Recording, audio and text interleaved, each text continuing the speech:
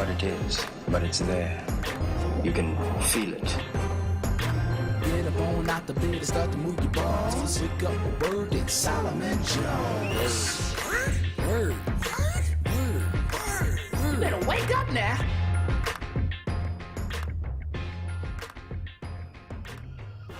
Good morning and welcome to Wake Up with WURD, WURD.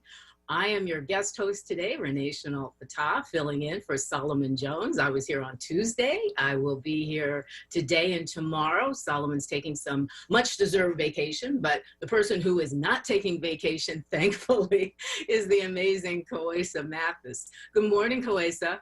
Good morning. How are you? I'm good. How are you doing? I'm doing well. I feel a little bit more pumped, playing some Stevie this morning, but yeah, I'm feeling good. Well, I tell you, the combination of Stevie and the fact that it's Thursday, getting closer to Friday, and the fact that, my gosh, the weather this morning, it's beautiful out there. Yesterday's storms, and I certainly, feel for anybody who is this morning suffering damage, either, electricity out or trees down. But I think it's always so amazing how you can have those incredible storms come through. And then right afterwards, it's like this amazing weather. The humidity's gone. It's almost like something from the Wizard of Oz, where they're in they land in the Emerald City and everything's in Technicolor, but just really good out there. So it certainly helps spirits. But I am so excited to be here again with you. On Tuesday, we were talking about criminal justice reform. I am coming to you from the offices of Philadelphia Lawyers for Social Equity. I just started working here in June. We are a nonprofit law firm that serves underserved communities in Philadelphia in helping around record clearing, whether it's expungement or pardons, a clean slate. We provide services to low-income Philadelphians. And then in the area of pardons, we provide services to people across the state. So on Tuesday, we were talking to Lieutenant Governor John Fetterman, who is the chair of the Board of Pardons. He called in along with his wife, the second First Lady, Giselle Fetterman. They called in. And also leader Joanna McClinton called in, and we had Jeff Brown from ShopRite, who of course has made it his mission to hire returning citizens. And our very first caller on Tuesday was Councilwoman Cindy Bass. So criminal justice reform, record clearing was the subject on Tuesday. Today, we have a lawyer from Senior Law Center, which is another one of my passions. That's where I worked at prior to coming to here to Philadelphia Lawyers for Social Equity, talking about the issue of guardianship and older Pennsylvanians. And we're going to be hearing from the executive director of the Alzheimer's Association. And then in the second part of the show, we're going back to talking about criminal justice reform. Councilman Kenyatta Johnson is going to be with us, and DA Larry Krasner is calling in to talk, as well as somebody who you know as your fave trash man. Terrell Hagler is going to be calling in and talking to us about an incredible initiative he has going.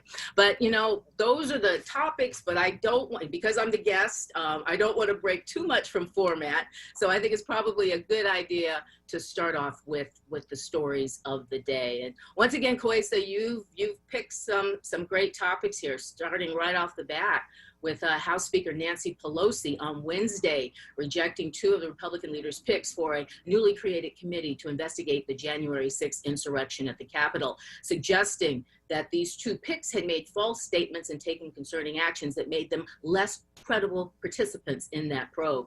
The Speaker said that she is rejecting representatives, the two Jims, Jim Banks from Indiana and Jim Jordan of Ohio. The two lawmakers were among those who voted to overturn, as you recall, the presidential election based on a lie about voter fraud. That's what they were claiming, voter fraud, clearly a lie. And that lie fueled the deadly attacks that we all saw on January 6th at the Capitol. Now, the Speaker Pelosi said, with respect for the integrity of the investigation, with an insistence on the truth, and with concern about statements made and actions taken by these members, I must reject the recommendations of Representatives Banks and Jordan to the Select Committee. Pelosi said in a statement, the unprecedented nature of January 6th demands this unprecedented decision. Now, On the Republican side, Kevin McCarthy, he slammed the move shortly after it was announced Wednesday. He said, unless Speaker Pelosi reverses course and seats all 5 Republican nominees, Republicans will not be party to their sham process and will instead pursue our own investigation of the facts. I can't believe he said our own investigation of the facts. I mean, it calls to mind what Daniel Patrick Moynihan said so many years ago about, you know, you may be entitled to your own set of opinions, but you're not entitled to your own set of the facts. Clearly, these 2 picks, the 2 Jims, if you will, and certainly in the case of Jim Jordan, he may well be a material witness in the investigation. And the other Jim has made several comments about how the vote was a fraud, which of course was a lie. So, you know, I guess the only sad takeaway from this, Kois, is that, you know, we talk about bipartisanship. Clearly, that's not happening here. Yeah, you know, unfortunately, it doesn't appear to be the case. I think, who was it? Liz Cheney, I think, is on, you know, a part of this this kind of bipartisan, you know, committee. But, you know, I think that, you know, the thing for me is Pelosi, she actually said, like, okay, well, you know, out of your 5 picks, we'll take a couple of them, you know, but he's like, no, I'm going to pull all of them. And it's just like, why are y'all being so, I just feel that children are running this country. Like, I really feel like everybody's just having their collective grown temper tantrums. And I'm just like, if y'all don't take the diaper off and just, you know, like, be adults about this situation. People's lives were at stake. And really, in all honesty, everyone who was there, their lives were at stake. So I'm really trying to understand how they are seeing something completely different from what we all saw. Exactly. And, you know, the analogy to children, as you were saying that, I'm thinking, I don't know if kids play marbles anymore, but it's like the scene that pops in your head of, you know, well, I'm taking my marbles off the field and heading home. And you're absolutely right.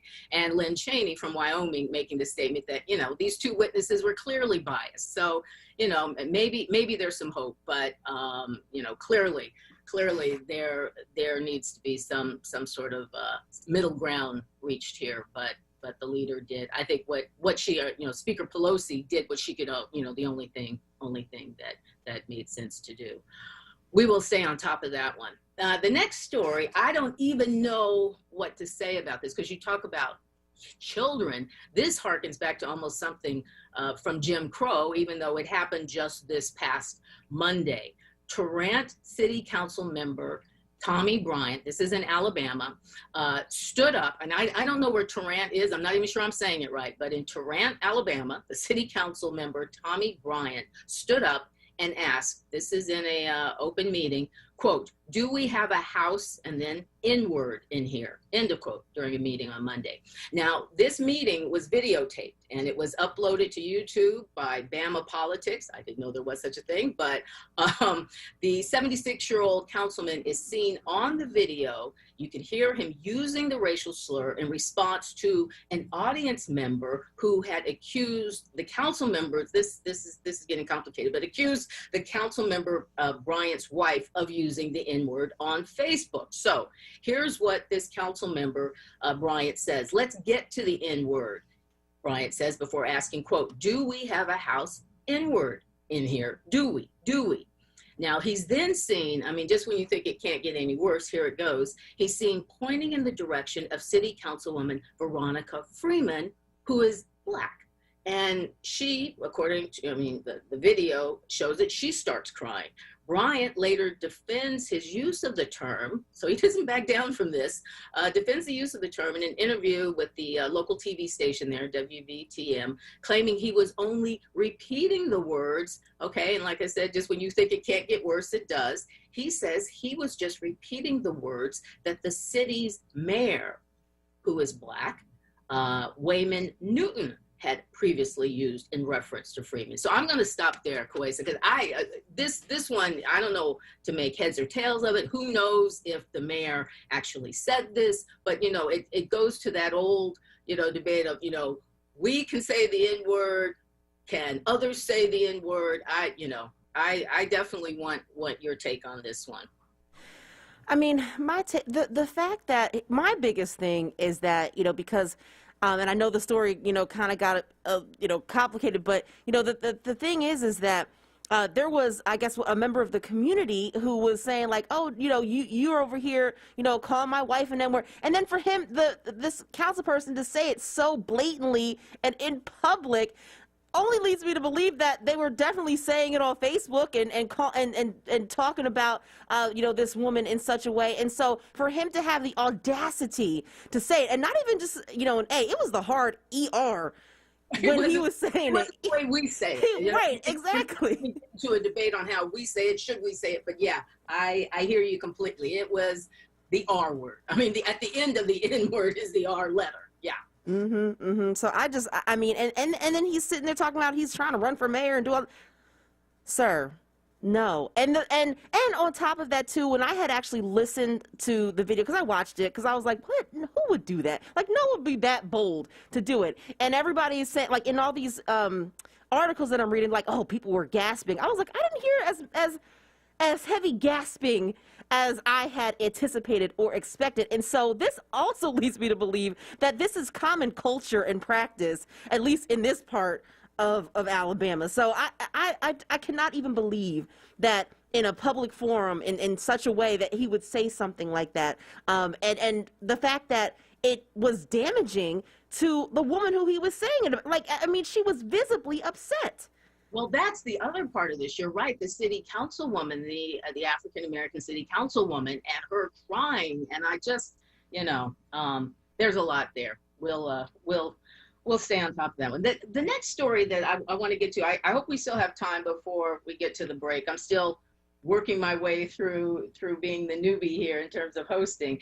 But this next one, Jeff Bezos, the Amazon founder, of course, and the person called the world's wealthiest man, said after Tuesday, after flying to the edge of space, that he planned to award $100 million each to CNN contributor Van Jones and chef Jose Andres. Bezos said that Jones and Andres were free to do, quote, what they want with the money. They can give it all to their own charity, Bezos said at a press conference after his trip to space, or they can share the wealth. It's totally up to them. Now, the money, Bezos said, was tied to a surprise philanthropic initiative he wanted to announce called the Courage and Civility Award. The award aims to honor those who have demonstrated courage and tried to be a unifier in a divisive world, according to Bezos. Now, Van Jones, accepting the award, said that, quote, and I hear him on this one, sometimes dreams really do come true. You bet on me, and I appreciate it, Jones told Bezos, later adding that it was for money for him to give to others who have a similar spirit. And of course, Van Jones has a nonprofit called, I believe it's Dream Corps. So many thoughts about this one. The cynical me says that, well, this was an effort by Bezos to deflect attention from the fact that billionaires are in this race to space while there's so much need on Earth. And in fact, one of our callers, and I wish I could remember who it was, Kawesa, but on Monday, he sort of brought me back down to earth because I had been gushing a bit about, Sir Richard Branson going off into space and how wonderful. And he's like, wait a sec, you're spending billions and, there's so much need at home, broken schools, broken infrastructure, inequality in healthcare and housing, the list goes on and on. But the flip side of that is that $100 million is a lot of money that, you can't turn your nose up at that in terms of the good that can come of it. So I, like I said, I'm of two minds on this. And then of course the cynical one part of me goes back to, it's almost like I can hear you in the next break playing Gil Scott-Heron's Whitey on the Moon. So I don't know where I am on this. What are your thoughts? Oh, I am extremely conflicted, as well. The other day we had a guest on, just basically kind of breaking down the fact that there is like 90% of the country that is really kind of only grappling with about less than 23% of the country's wealth. So basically you got all these folks out here who are really struggling paycheck to paycheck, and the top 10% are hoarding all of this money. And, it really puts things into perspective for me. It's like, you sat here and you went to the moon, which, I mean, it's your money. You could do what you want, you know, so that's the other part. Like, we really shouldn't be sitting here turning our nose up at them because it's their money. But at the same time, you could end hunger for the amount of money that you use to go up into space. And so while I think that it is nice and charitable that, you know, they're giving, or he's giving money, for, you know, $100 million each, you know, I think that to only give it to two people to really kind of monopolize that and then them trying to dish it out, I think it's a little bit irresponsible. I think that he should have put in a little bit more work and maybe took that $100 million and gave $1 million to 100 different organizations. Do the work. You have people that you can pay to do that type of research. And so it's like, part of me is, oh, what a nice gesture. The other part is like, y'all are really out here being that selfish with all your money when you could be doing so much better for the entire country. So yeah, I'm conflicted also. Right. And, you know, I mean, we say it's their money, but, you know, there's certainly an argument to be made that these fortunes were amassed through tax breaks and tax incentives and, you know, structural, you know, disparities that, you know, have advantaged a few to the disadvantage of so many others. So it's a tough one. It's, you know, but it will be interesting to see how these two individuals use that money, you know, who might benefit. That's another one we're going to keep our eyes on. This one I hesitated on reading simply because it's so sobering, and yet we're not surprised.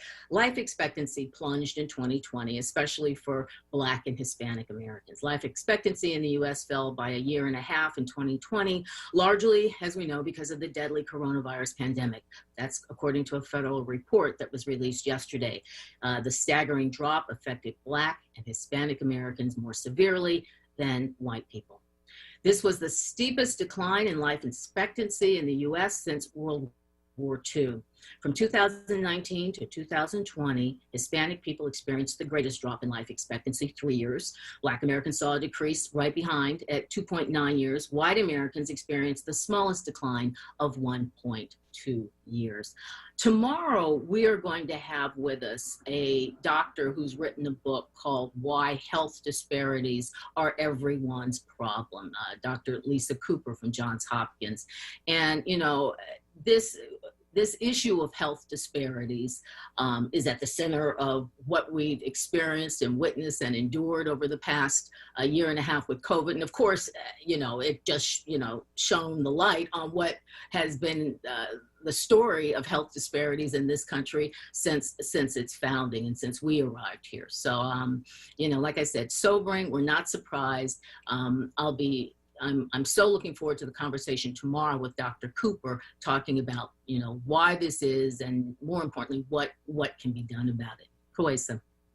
It definitely is sobering, you know, but also I think that, you know, just like you said, a lot of us are not surprised by this. You know, we talk about on Wake Up the fact that if, you know, America catches a cold, you know, Black folks get pneumonia, you know, and so, you know, we are always constantly dealing with disparity after disparity, and it can be quite overwhelming. It really, really can be, and that's why it's, you know, one, so vitally important to make sure that we are taking care of, you know, our mental health, our physical health, all of that really as the Black community. But then also it's even bigger than that, right? It's a social justice issue. You have people who are living in communities and they're in food deserts. They don't have access to, you know, having healthier options and choices to even get food. They just have a corner store, you know, or their education is such that they don't even know the right choices to make when it comes to being healthier. Like, it's such a big, big problem. And so this story is not surprising at all.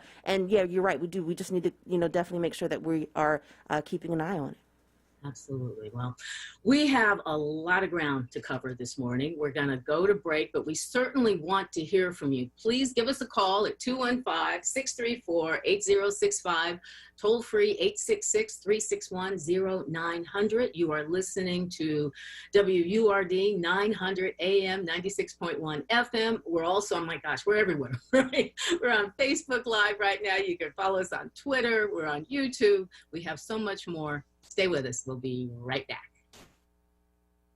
Join WURD for the Summer of Freedom Neighborhood Love Tour. This year, we celebrate West Oak Lane, Mantua, North, West, and South Philly. I'm Tiffany Bacon. I will broadcast live from a different neighborhood each Friday from 10 a.m. until 12 noon. Our next stop is Penrose Playground, 1101 West Susquehanna Avenue, Friday, July 23rd. Enjoy a special feature on the Summer Olympics, meet special guests, and stand with WURD. Be a part of the movement to amplify the voice of the Black community. Show your support and join or renew your 4WURD membership on site. That's the Summer of Freedom Neighborhood Love Tour at Penrose Playground from 10 a.m. until 12 noon. WURD, showing love this summer.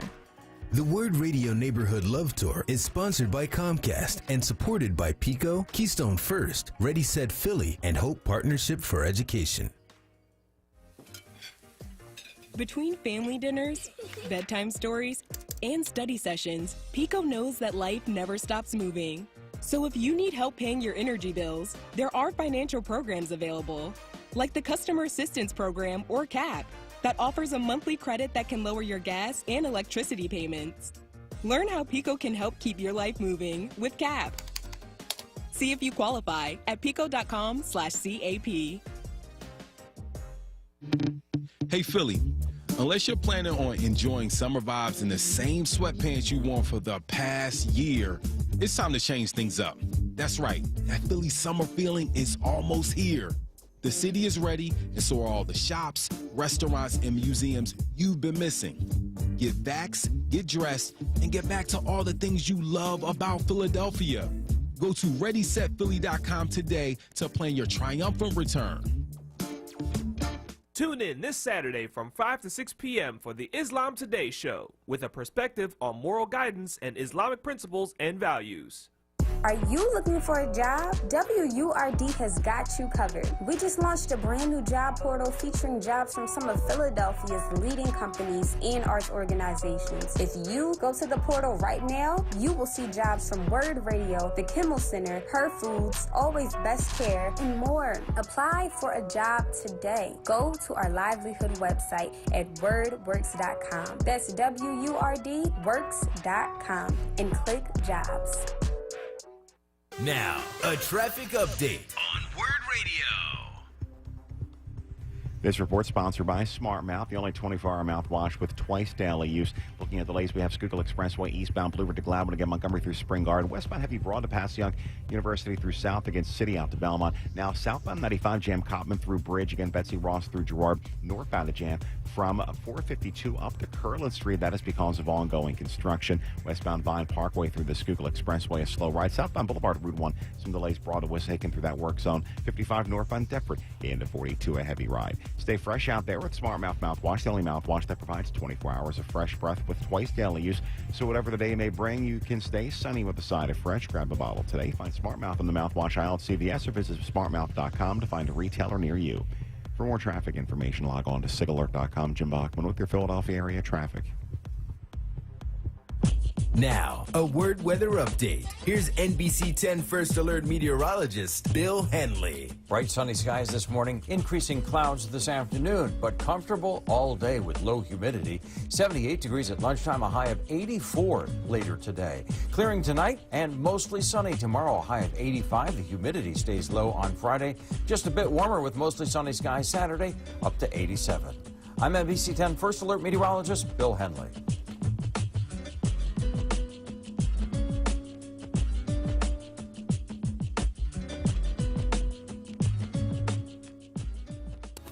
You're listening to WURD Radio, 96.1 FM and 900 AM WURD, independent black media.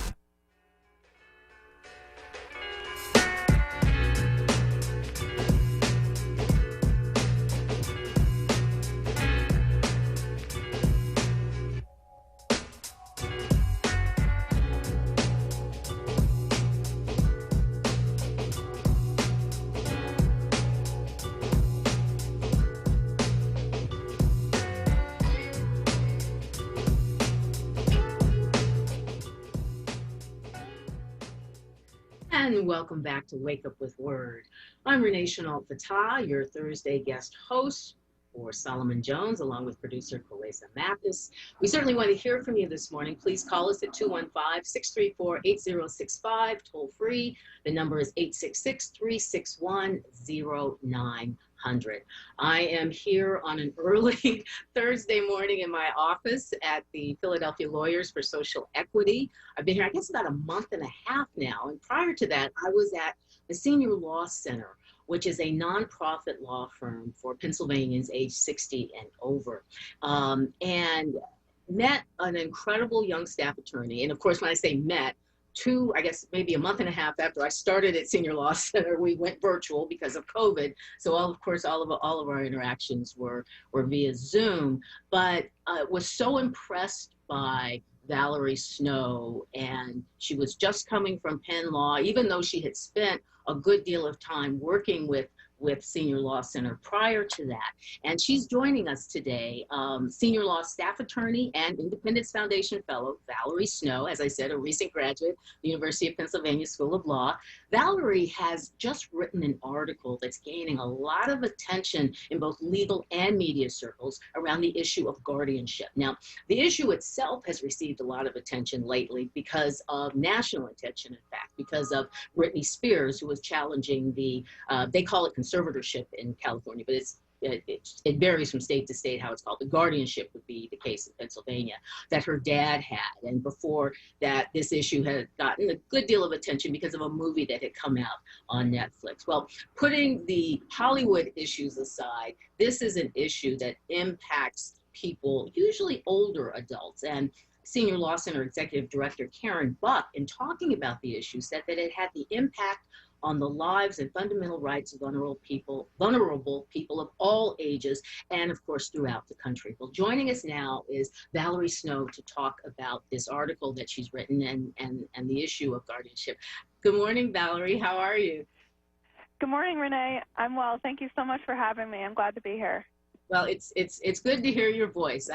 I miss our Zoom connections at Senior Law Center. Me too. You know, there's so much to cover here. I think it would be helpful maybe if you just sort of gave us a primer really on what guardianship is, what the issue is, and then, you know, broadening it out to how it impacts people and how it really can be used. I mean, certainly, it's important, but it can be misused, and then sort of talk about, you know, what's happening in Pennsylvania to protect older people or anyone who would need guardianship. Sure. So guardianship is a thing that not a lot of people have heard of. Maybe, as you were saying, you've heard of it in the Britney Spears context. But to explain a little bit what it is, adult guardianship occurs when there's a court proceeding where a judge decides that an adult is incapacitated, which is the legal word, and that means they're legally not able to make certain decisions for themselves. So if a judge decides that, they will appoint a guardian. Now, depending on the terms of the guardianship, an adult who has a guardian may be unable to make a lot of decisions for themselves that most people really take for granted. So guardianship has the potential to strip important rights, such as the right to decide which medical care you're going to receive or refuse, where you're going to live, are you going to stay in your house, are you going to go to a nursing home, how to spend your income, and whether to sell certain assets like your house or personal property. So a guardian really has a lot of power, and of course, anything that comes with a lot of power has the potential to be misused.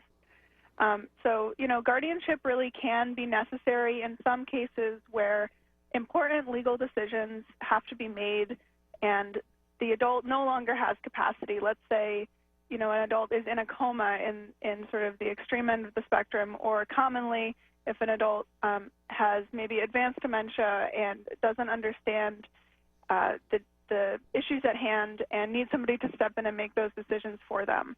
Well, the best way to prevent a guardianship is to have advanced planning documents in place, especially things like powers of attorney. But there's a lot of other alternatives to guardianship. But if these things aren't in place and a guardianship occurs, it can really result sometimes in abuse, neglect, and exploitation. And that's something that my article focused on about what can happen in those cases. So there's been scandals in various states, but there's a lot of movement now towards reforming guardianship, and in Pennsylvania, we've already taken some steps in that direction. So we have a new tracking system implemented statewide to help monitor the annual reports that guardians have to submit to flag any potential exploitation that may be apparent from those reports. And we're working ideally on a right to counsel, meaning a right to an attorney for every person facing or under guardianship. And right now, unfortunately, if you're facing a guardianship, again, a legal proceeding in court, you don't have the automatic right to an attorney like you would have if you were facing certain criminal charges with a public defender, or if you were facing extended involuntary commitment with for your mental health. You know, that is so fundamental. I mean, the right to counsel. You know, we saw this issue, of course, last year. You know, whether it was in evictions or foreclosures, and just how important it is to have representation. I wanted to just back up a little bit about what you were talking about in terms of the opportunity for abuse with guardianship. The abuse, the story that comes to mind, I think, for a lot of Philadelphians of a certain age is the one involving radio personality Mary Mason. I learned a little bit about guardianship in doing my documentary on Alzheimer's, because as you said, guardianship can be properly used when somebody does not have the mental capacity because of dementia. And in her case, her grandson was able to be her guardian, and then took her funds, left her basically penniless, and was subsequently, you know, charged and convicted. But it's the I guess the stories of abuse and mishandling that stick in people's minds, and that certainly was one that a couple of summers ago got a lot of attention. So these safeguards that you're talking about, Valerie, really go to the heart of the problem, it sounds. And especially, again, I just keep thinking about how right to counsel is just so fundamental. Are there other measures being taken? Because certainly most guardians, I would imagine, at least I would hope, are operating in the best interest of the person that they have guardianship over. But what are the safeguards, especially since this law is not in place and it doesn't automatically guarantee somebody right to representation? Right. So the safeguards that currently exist include, well, due to advocacy work in Pennsylvania, so here we have, again, this new tracking system, which allows, previously, before this happened, in each county, everything was different. And although annual reports are required to be submitted by guardians, there was not necessarily a designated person to look those over and, you know, flag anything that might be potentially alarming. So now with this tracking system, which is statewide and every county uses it, the courts are able to, in a more coherent way, flag issues and have a process for dealing with those red flags. So that's one important thing. Mm-hmm. Another thing is that there's every guardian, potential guardian, now has to submit a state criminal record check from every state in which they've resided within the past 5 years, and that's in part reacting to unfortunate situations where there's been guardians who have embezzled money from people. Keep in mind that guardians have a duty, a legal duty, to act in the best interest of the people for whom they're guardian. So there is this criminal record check to try to prevent certain individuals from becoming guardians in the first place. And there's just been more effort to educate the public, educate judges about best practices. But another measure, if I may mention, is our project at Senior Law Center, which anybody in Philadelphia or Pennsylvania can call the Senior Law Center. And that number for Philadelphia is 215-988-1242. And if you're seeking advice about a guardianship that is occurring in your life or on a loved one, you're either facing guardianship or have a guardian maybe who's not responding to you, who you don't feel is working out, you can call. So that's been something else. And part of my project is also to advocate for additional reforms, like I was saying, right to counsel. Another thing that we would like to see is a Bill of Rights for people who are facing or under guardianship, just to have that very clear in the law. And finally, we would love to see a state office that is dedicated to, it's a funded state office to oversee guardianship throughout the counties and flag potential issues. And these are all things that the state of Nevada actually has. And Nevada itself has made a ton of progress over the past couple years after they had a scandal that received a lot of public attention. Wow. Valerie, can I get that number again? I want to be able to give it to people throughout the morning. It's 215. Yep, 215-988-1242. 1242. Okay. And that's the senior law helpline. You know, the information you've provided this morning is so important, and you know, it's what I think drives you at Senior Law Center. But you know, it's interesting because our paths seem to cross. When I mentioned at Senior Law Center that I was coming here to Philadelphia Lawyers for Social Equity, you were aware of the organization because of the relationship with Penn Law and the expungement project. And then when I came here and I told our lead staff attorney, Taylor Pacheco, that I was coming from Senior Law Center, she was aware of you, of course, and all of the great work you had done. So I think it's really interesting, the overlap and the interplay. But Penn Law has just a tremendous program that is certainly part of the backbone of what we do here at Senior Law Center. Were you involved in the project, or you had classmates who were involved? Yes. So I was involved with, it's called the Criminal Record Expungement Project. It's a project through Penn Law. We partner with Philadelphia Lawyers for Social Equity. I was involved all 3 years of law school, and in my last year, I directed it with a friend. So we would have monthly clinics in West Philadelphia to expunge, or another word for that is like wiping clean any charges on a state criminal record that are not convictions. So if it's like a withdrawn or dismissed or other outcomes. And then for charges that can't be expunged, like a guilty or a guilty plea, for example, Philadelphia Lawyers for Social Equity helps people navigate the process of getting a pardon from the state of Pennsylvania. So it's really a fantastic resource. All the services are free for people who have Pennsylvania criminal records, which can really be a barrier, as most people know, to things like getting housing, a job, and other important benefits. Wow.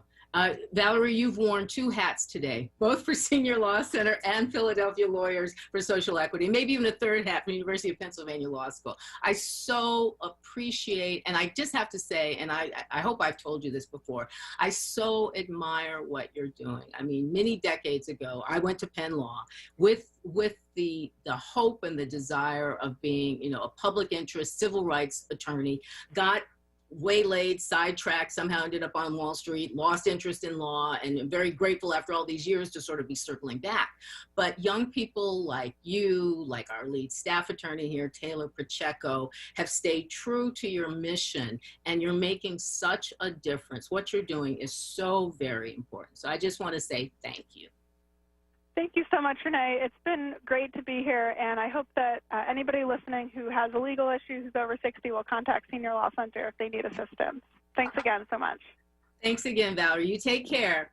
And again, the number that Valerie just gave for her project is 215-988-1242. And Senior Law Center, I can't say enough good about them. You know, Senior Law Center used to be Senior Law Center provides legal advice, information, and referral services to seniors 60 and over throughout Pennsylvania. Again, that number is 215-988-1242. And we are getting ready to go to break, but make sure that you come back. We want to hear from you. Please give us a call. The number is 215-634-8065. The toll-free number is 866-361-0900. We're back after a commercial break.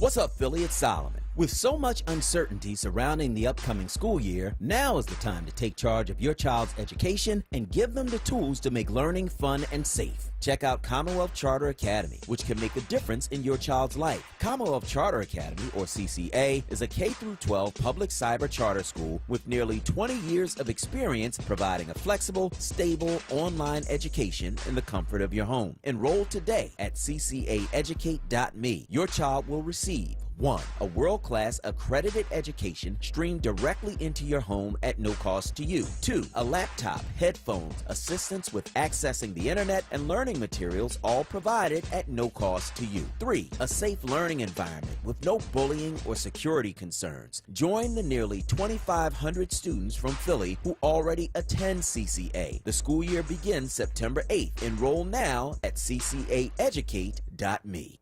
For the past 10 years, Comcast has been helping students get ready. We've connected 5 million students from low-income families to low-cost, high-speed internet. We're working with both nonprofit partners and city leaders to create over 1,000 Wi-Fi connected lift zones in community centers nationwide. And now we're committing $1 billion to reach 50 million people with the connectivity, skills, training, and the resources they need to succeed in a digital world. Learn more at comcast.com/education.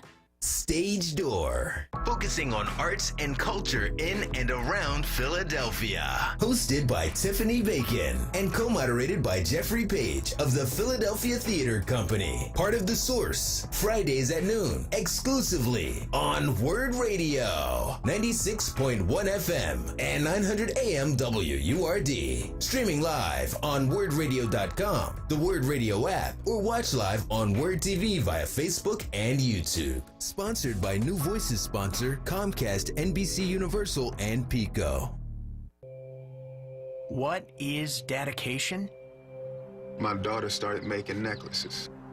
She makes what we call affirmation fashion. I tell her every day that your black is beautiful. Your black is beautiful. And if there's anything better than being beautiful, it's being smart. If there's anything better than being smart, it's being kind. And reaffirming that every day is our method of making sure her chin never drops. My dad wasn't around, and I remember riding a bike and falling off and cutting myself, and me never just wanting to get back on it. People ask, how your children learn how to ride a bike, and you didn't? I didn't teach them. I just created an environment where they taught themselves, and all I had to do was be there. That's dedication. Visit fatherhood.gov to hear more. Brought to you by the U.S. Department of Health and Human Services and the Ad Council. Now, a traffic update on WURD Radio. Good morning. This report sponsored by SmartMouth, the only 24-hour mouthwash with twice daily use. Now volume heavy on the I-95 southbound. First Cottman down to Bridge again. Betsy Ross through Girard. You're at a jam. Northbound you're jammed up from 452 through Curlin. Left lane blocked there with construction. Westbound Vine Parkway through the Schuylkill Expressway slow. Schuylkill westbound jam broad to Passyunk. Your heavy University through South against City out through Gladwin. Eastbound busy Blue Route through the curve again. The Boulevard through Spring Garden. Southbound Boulevard Route 1. You're jamming there from 9th Street down to Wissahickon through construction. 55 northbound jam there from Deptford into 42. Stay fresh out there with SmartMouth mouthwash, the only mouthwash that provides 24 hours of fresh with white tail use. So whatever the day may bring, you can stay sunny with the side of fresh. Grab a bottle today. Find SmartMouth in the SmartMouth aisle at CVS or visit smartmouth.com to find a retailer near you. For more traffic information, log on to sigalert.com. Jim Bachman with your Philadelphia area traffic. Now, a WURD weather update. Here's NBC 10 First Alert meteorologist Bill Henley. A stretch of nice weather that will carry us into the weekend. This morning, mostly sunny skies, increasing clouds this afternoon, but dry and low humidity today, a high of 84. Clearing tonight, sunshine tomorrow, 85 the high. The humidity stays low. A bit warmer on Saturday with mostly sunny skies, a high of 87. I'm NBC 10 First Alert meteorologist Bill Henley.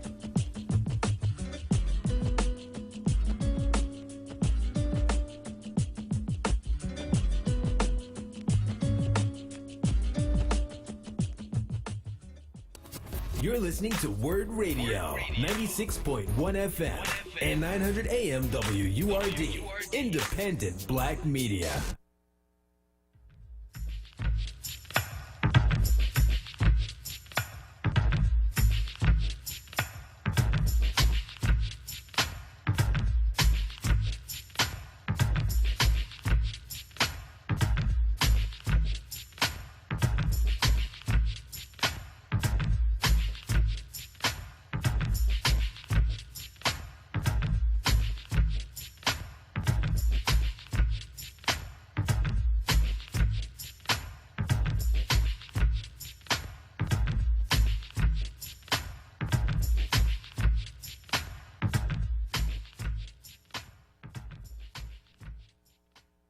And welcome back to Wake Up with Word. I'm Renee Chenault Fatah, your Thursday guest host for Solomon Jones, along with producer Kawesa Mathis. We certainly want to hear from you, so please call us at 215-634-8065. Toll free, that number is 866-361-0900. And I think we have Maurice on the line from North Philadelphia. Good morning, Maurice. Good morning, ladies. How's Ms. Chenault? How's Kawesa? How's everyone?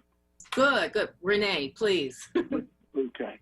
Well, you met me before, but I want to speak on your conversation this morning when full circle with some of my questions and statement.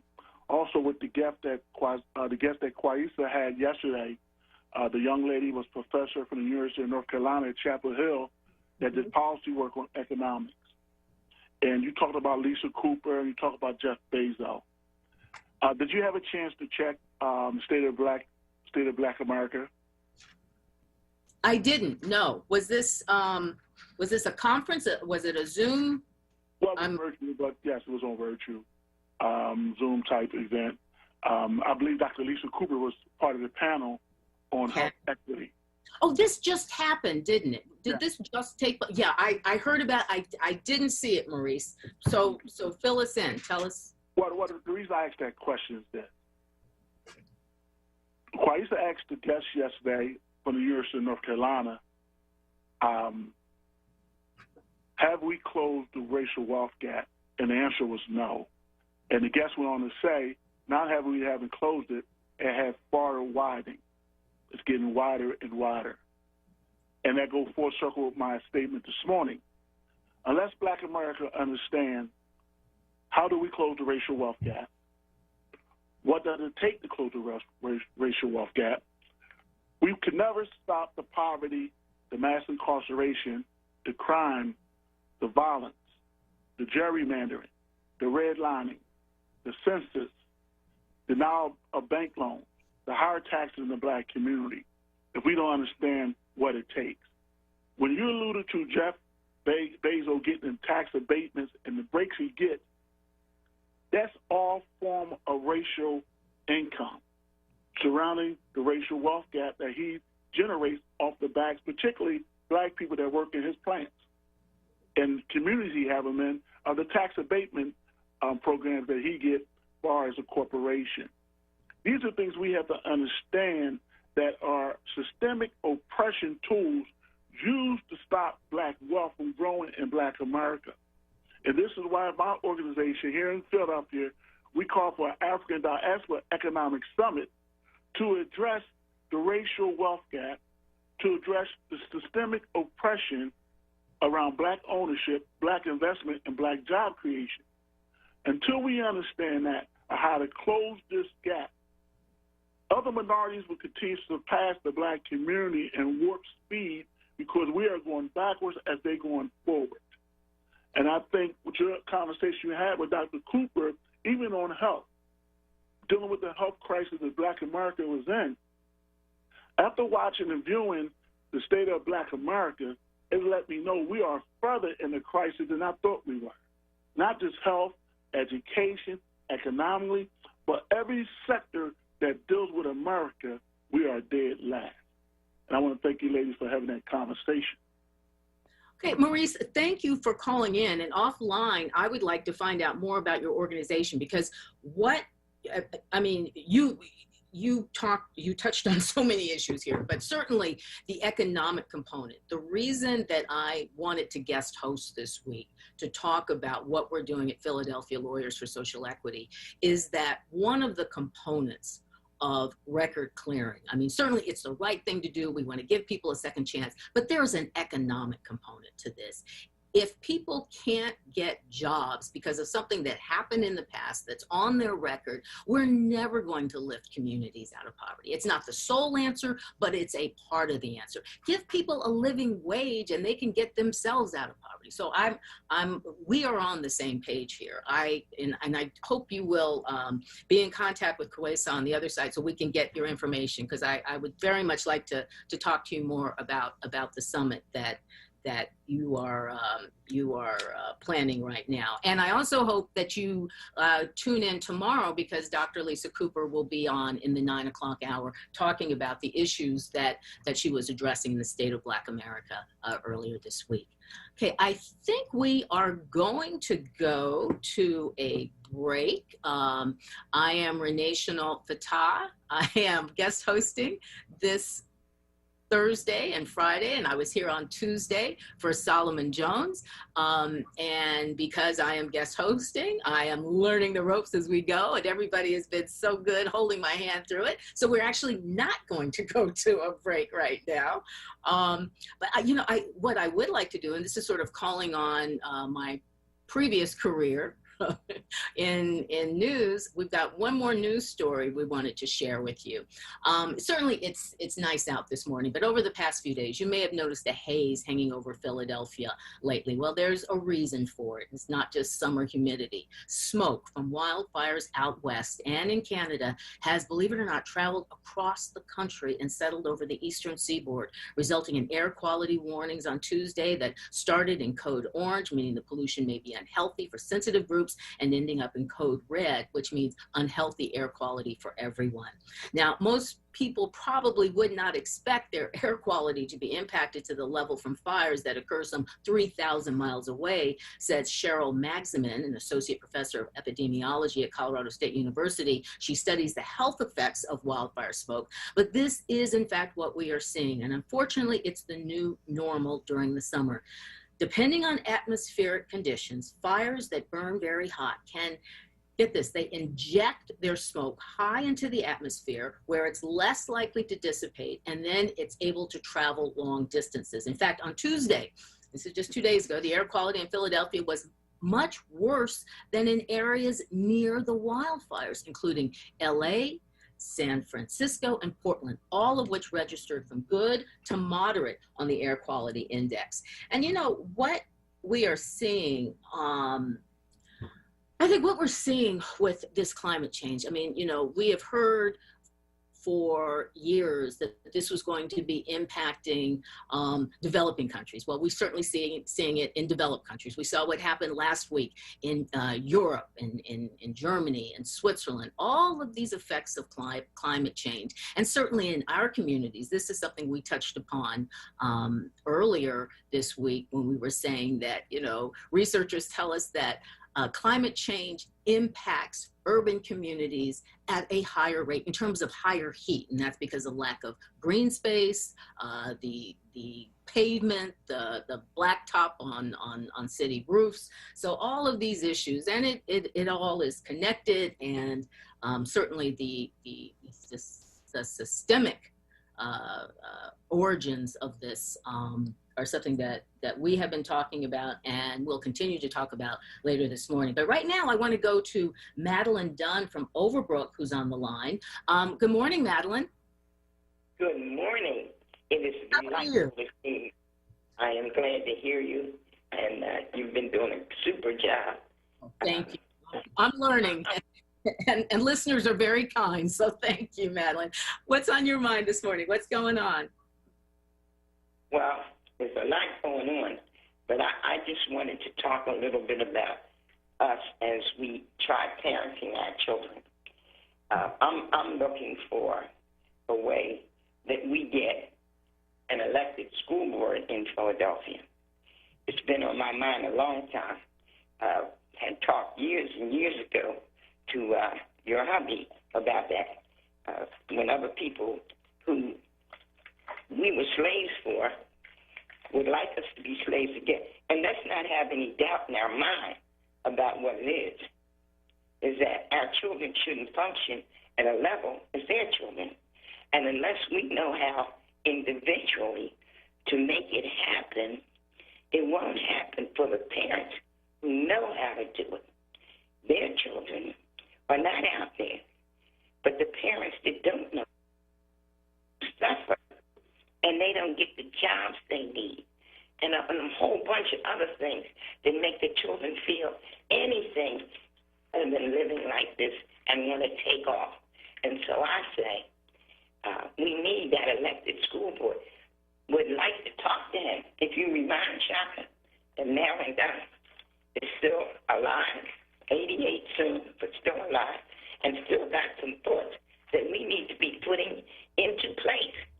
And when I talk to our educated people, they look at me like I'm crazy, like that won't make the difference. Nothing will make the difference until we try it. But our children are worth it. Our children are definitely worth it. I hate to cut you off, but I want to end on what you just said. Our children are definitely worth it. I need to go to break. I appreciate you calling in, and I think what you said resonates with a lot of people this morning. You're listening to Wake Up with Word. I'm Renee Chenault Fatah, your guest host for Solomon Jones. We'll be right back. Between family dinners, bedtime stories, and study sessions, Pico knows that life never stops moving. So if your energy bills are adding up, Pico has programs available, like new payment options, flexible billing, and financial assistance to help you manage your bills and your budget for the essential energy you and your family need. Learn how Pico can help keep your life moving with payment arrangements. See if you qualify at pico.com/help. Star Fusion Express is Philly's first choice when cravings for big, juicy burgers, crispy chicken sandwiches, delicious wings, crisp salads, creamy mac and cheese, innovative spring rolls, and delectable fresh seafood kicks in. Did you hear that? Star Fusion Express at 5178 Parkside Avenue in West Philly is your go-to for fresh, flavorful, homemade deliciousness 7 days a week. Learn more and check out the menu at starfusionrestaurant.com. That's starfusionrestaurant.com for the best burgers, chicken sandwiches, wings, salads, spring rolls, and fresh seafood creations in Philly's Parkside neighborhood. Holla! Do you have what it tastes to solve Hers Flavor Mix Mystery? 1 chip, 3 classic Hers flavors, thousands of possible combinations. Pick up a bag of Hers Flavor Mix Mystery and make your guess online today. Your guess could win you $10,000 and a year's supply of Hers. Visit Hers on Facebook, Instagram, and Twitter for more info on how to enter. Solve the mystery. Break out the Hers. No purchase necessary. Legal residents of the 50 United States, D.C., 18 years of age and older. Ends 8/31/21. To enter and for official rules, including odds and prize descriptions, visit campaign.rtm.com/Hers Flavor Mix Mystery / void where prohibited. The WURD Radio Newsletter, keeping you informed, engaged, and connected. Sign up by visiting wordradio.com. Scroll to the bottom of the page and type your email address under Connect with Us. You'll receive the latest information on WURD Radio, messages from our president and CEO, Sarah Lomax Reese, exclusive articles and multimedia content, and resources. Stay informed with the WURD Radio Newsletter.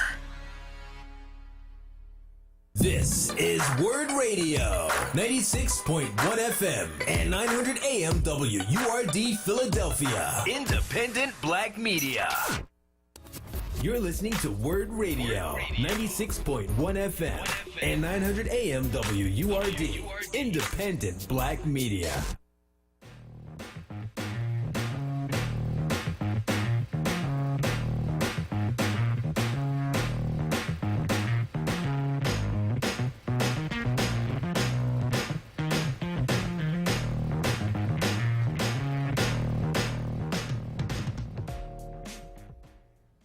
And welcome back to Wake Up with Word. I'm Renee Chenault Fatah, guest hosting today for Solomon Jones, along with Koesa Mathis. Koesa, I love the music you've been playing. It's a good way to get some energy going on a beautiful Thursday morning outside. We certainly hope you take time to give us a call. The number is 215-634-8065, and toll free it's 866. Gotta take the glasses off. 866-361-0900. It is so good to be back guest hosting on WURD. I've only done it twice, this week and then I guess a couple of years ago when I was working on a documentary on Alzheimer's and other dementias in communities of color. And the CEO of WURD, Sarah Lomax Reese, was so generous in reaching out and offering to give me a month of Mondays, filling in for Barbara Grant for 3 hours to talk about the issue of Alzheimer's and other dementias in communities of color. Because what I had learned in doing the research for the documentary is that we were twice as likely to be impacted by this disease.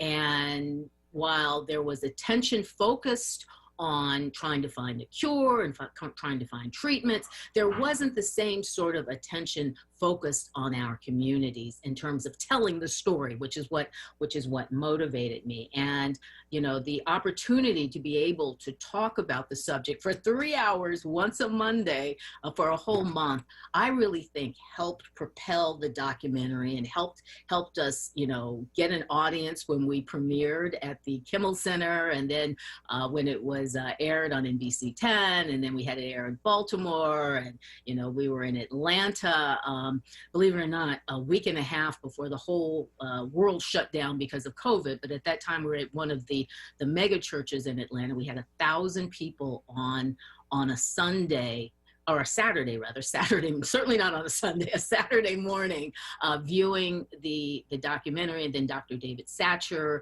and health experts and people from the Alzheimer's Association and the Divine Nine were all represented talking about this issue.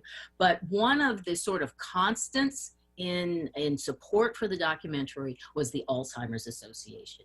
And joining us this morning to talk from our local chapter of the Alzheimer's Association is Christina Francel, who took over as executive director after having worked in nonprofits for some 21 years, most recently at the Multiple Sclerosis Society. But Christina has been at the helm of the Alzheimer's Association here in Philadelphia for several years now. She's a regional leader for all of Delaware, New Jersey, and Pennsylvania, while at the same time, she's a busy woman playing a dual role as the executive director, as I said, for the Greater Delaware Valley chapter. She's locally, she's speaking before groups, she's working to get the Walk to End Alzheimer's, you know, momentum for that activity.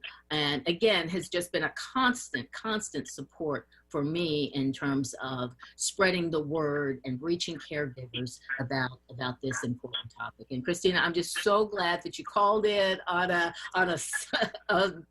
morning in the middle of summer to talk. I really appreciate to talk about this important issue in our community. How are you doing this morning?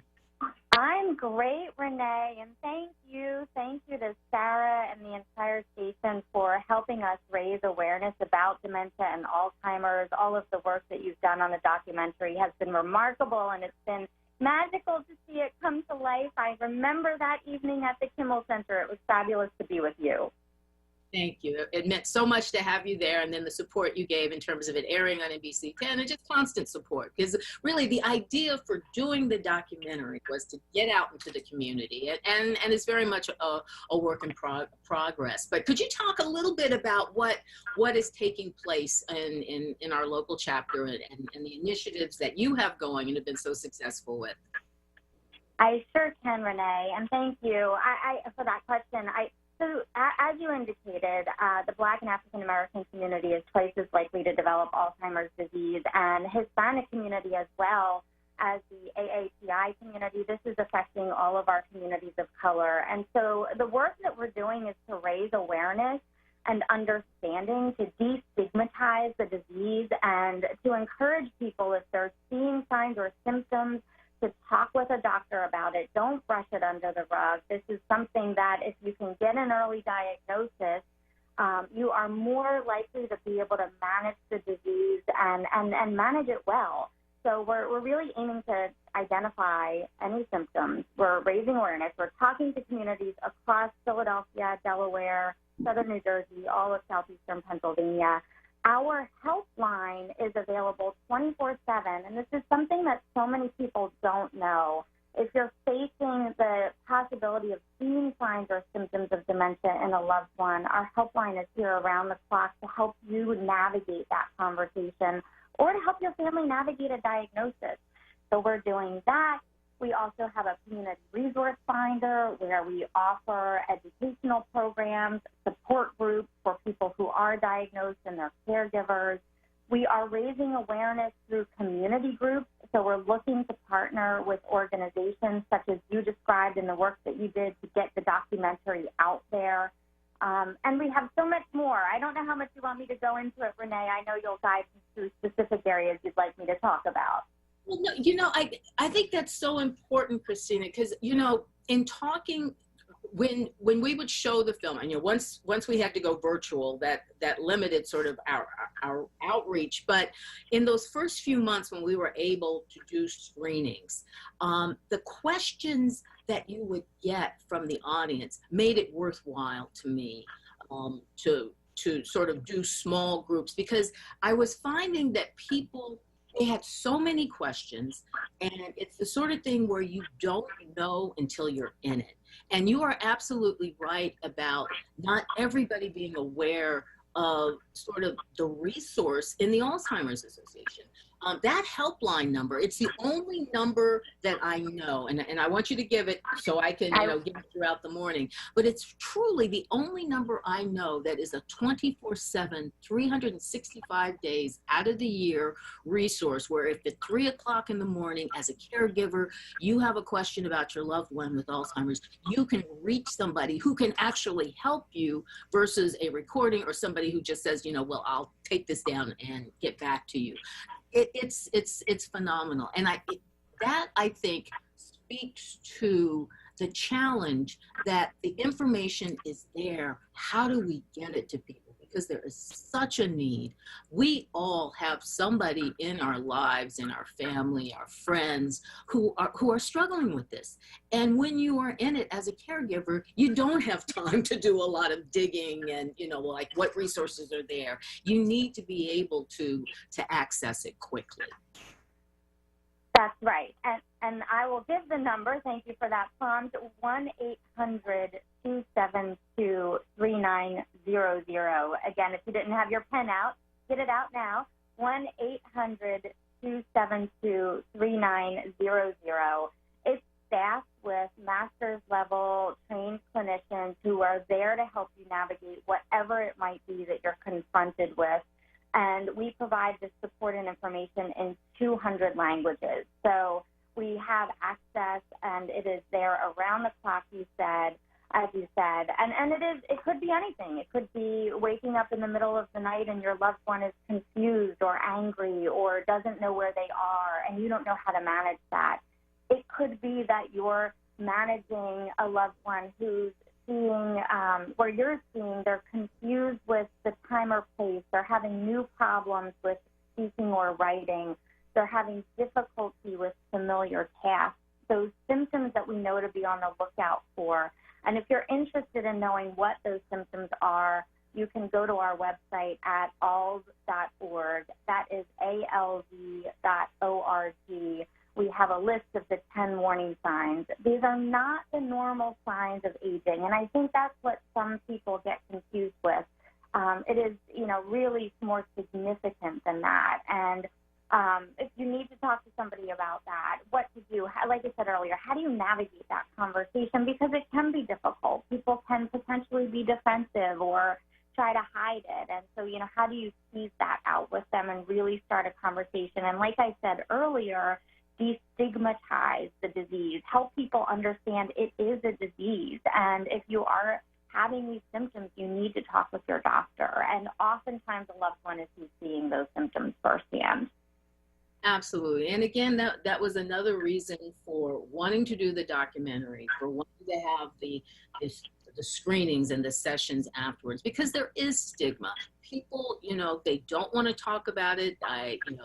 There's a sense of shame sometimes when there shouldn't be, because as you said, this is a disease. And I think it's really important, and something that I've seen the Alzheimer's Association do, is to reach out to trusted institutions. And, when you talk about trusted institutions, the faith-based community, of course, comes to mind. And I know that there are relationships with the AME Church and the Alzheimer's Association. And, there's even sort of a historic connection to, trying to get a health message out through the churches going back to, the 1920s and, the Negro National Health Week and just, so we have to get at this issue through as many different venues and on-ramps as possible. And I see that happening with the Alzheimer's Association.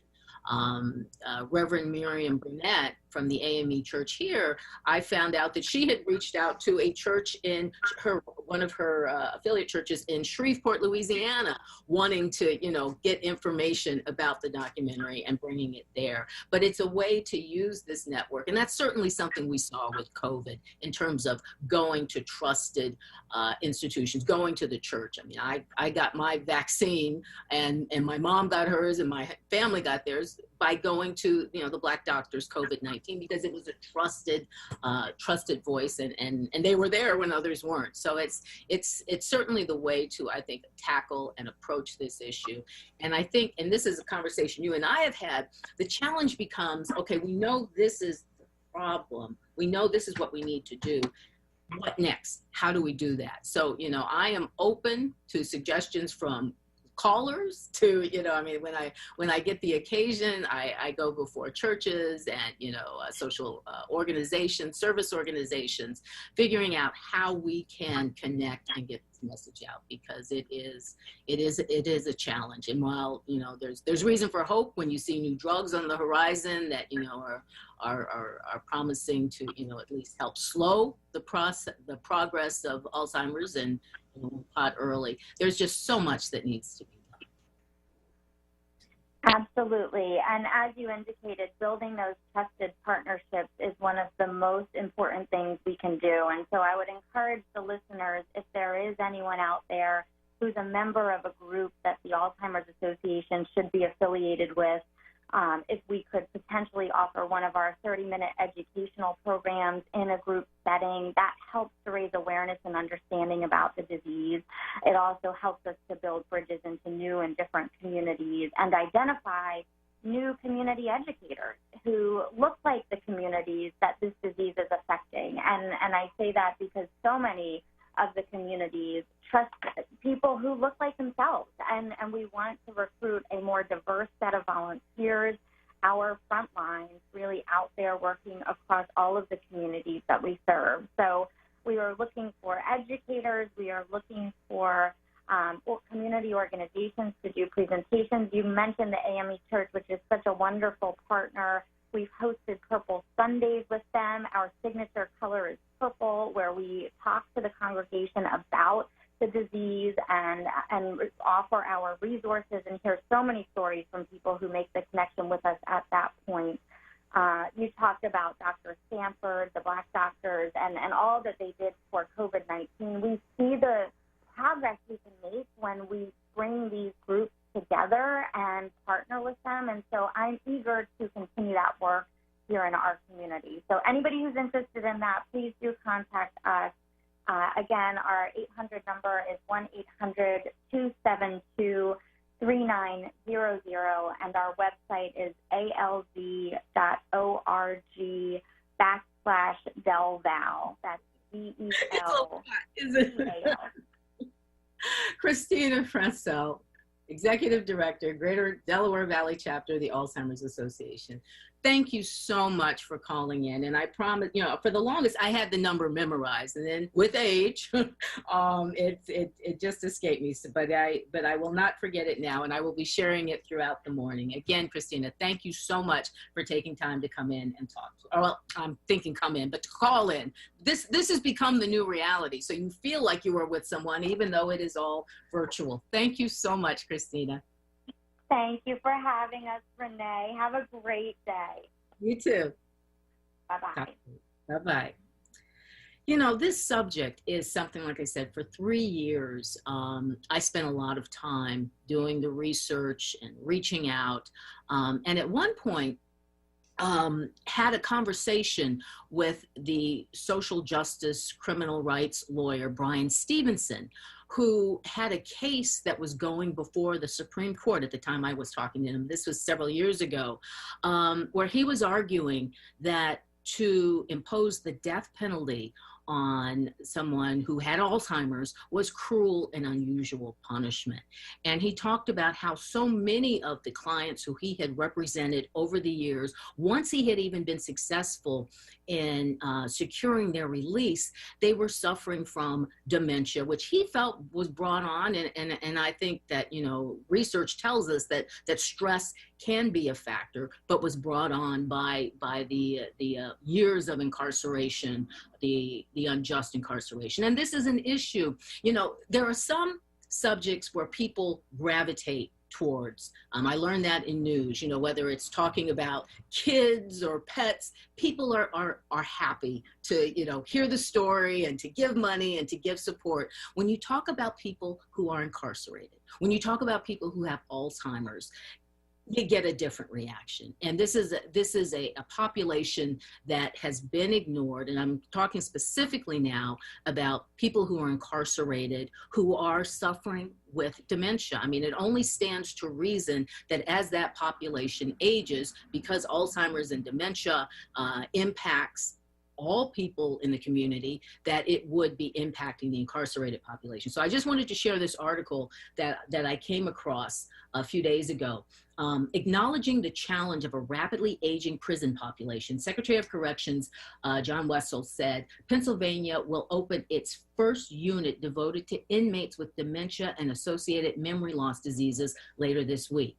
He said the new neurocognitive care unit at the State Correctional Institution at Rockview in Center County will be equipped to handle up to 12 inmates suffering from neurocognitive issues. 12 is not a large number. The unit is scheduled to begin accepting patients later this year. What I found interesting in this is that currently Pennsylvania has no provisions for medical parole. So before this unit, they're saying the state being responsible for the care came in at a cost of $500 a day. Now, if you go to the most expensive memory care center in the nation, it's not going to be, or it may be approaching this amount, which would be like $15,000 a month, but $500 a day in care. There has to be a better way. And there are conversations taking place around, you know, de-incarceration of an older population, people, you know, you age out of crime, research shows, as well as the argument that incarcerating somebody who clearly, somebody who with dementia, is not a threat or risk to society. So again, so many issues. I am here at the Philadelphia Lawyers for Social Equity, where our issue is very much around record clearing, whether it's expungements or pardons or the clean slate initiatives, which will address some of the issues around a person's record, but certainly not all. So this is a conversation we're going to be having over the next few hours with Councilman Kenyatta Johnson, as well as DA Larry Krasner. So you certainly want to stick around for that. I want to read our neighborhood love tour, tell you about that. We've been talking about that the past few weeks. I guess the first one was this past Friday at the Cobbs Creek Center. Well, another one's coming up, all part of the Summer of Freedom Neighborhood Love Tour. This year, we celebrate West Oak Lane, Mantua, North, West, and South Philadelphia. Tiffany Bacon will broadcast live from a different neighborhood each Friday from 10 a.m. to 12 noon. Tiffany was at Cobbs Creek this past Friday. Now, our next stop is North Philly's Penrose Playground. That's at 1101 West Susquehanna Avenue. That's Friday, this coming Friday, tomorrow. Oh my gosh, this week's gone by fast. Tomorrow, Friday, July 23rd, you can enjoy a special feature on the Summer Olympics. You can meet special guests, and you can stand with WURD. Be a part of the movement to amplify the voice of the Black community. Show your support. Join or renew your onWURD membership on site. I keep saying I've got to do that. I promise before this week ends, I will renew my membership. Join me as I renew my membership. You renew yours, and join us as we broadcast from the Recreation Center at Penrose Playground from 10 a.m. to 12 noon. WURD, showing love this summer. We'll be right back. Stay with us. For the past 10 years, Comcast has been helping students get ready. We've connected 5 million students from low-income families to low-cost, high-speed internet. We're working with both nonprofit partners and city leaders to create over 1,000 Wi-Fi connected lift zones in community centers nationwide. And now we're committing $1 billion to reach 50 million people with the connectivity, skills, training, and the resources they need to succeed in a digital world. Learn more at comcast.com/education. Hi, Hi, this is Samantha from Leo's Apparel on Germantown and Lehigh Ave. Open from 9:30 to 5:30 Monday through Saturday. We have the hottest selection of boys' dress suits and casual sportswear for boys sizes 2T to 20. Men, let me tell you, we got in a large shipment of straws from Stetson. We have new linen and dress suits. Biggest selection of Stacy Adams shoes. Get an extra WURD 10% discount. Hey WURD family, did you hear? It's official. The Colorectal Cancer Alliance just announced the new age for colon cancer screenings has been officially lowered to age 45 for everyone. If you are 45 or older, it's time to get screened. Go to WURDradio.com and click on the Go to Know banner to register for your free at-home screening test. Did you know colon cancer is largely preventable with on-time screening? And there's a 90% survival rate when caught early. African Americans are 20% more likely to get colon cancer and about 40% more likely to die from it than most other groups. So for the next 3 months, you can go to WURDradio.com and click on the Go to Know banner for your free at-home screening test. A screening navigator will contact you to ask a few questions and help you get screened. It's that simple. Again, just go to WURDradio.com, click on the Go to Know banner, and fill out the form to request your free at-home screening test. Go to Know today. The Holistic Colonoscopy. No IV sedation. Your colonoscopy is due. You don't have someone to drive you home. You don't want to drink the prep. You don't want to be sedated with the Michael Jackson drug propofol. Does that sound like you? Call Blake Gastroenterology at 215-849-4902. Visit the website www.jsblake.com and make your appointment today. Drive yourself home after the Holistic Colonoscopy.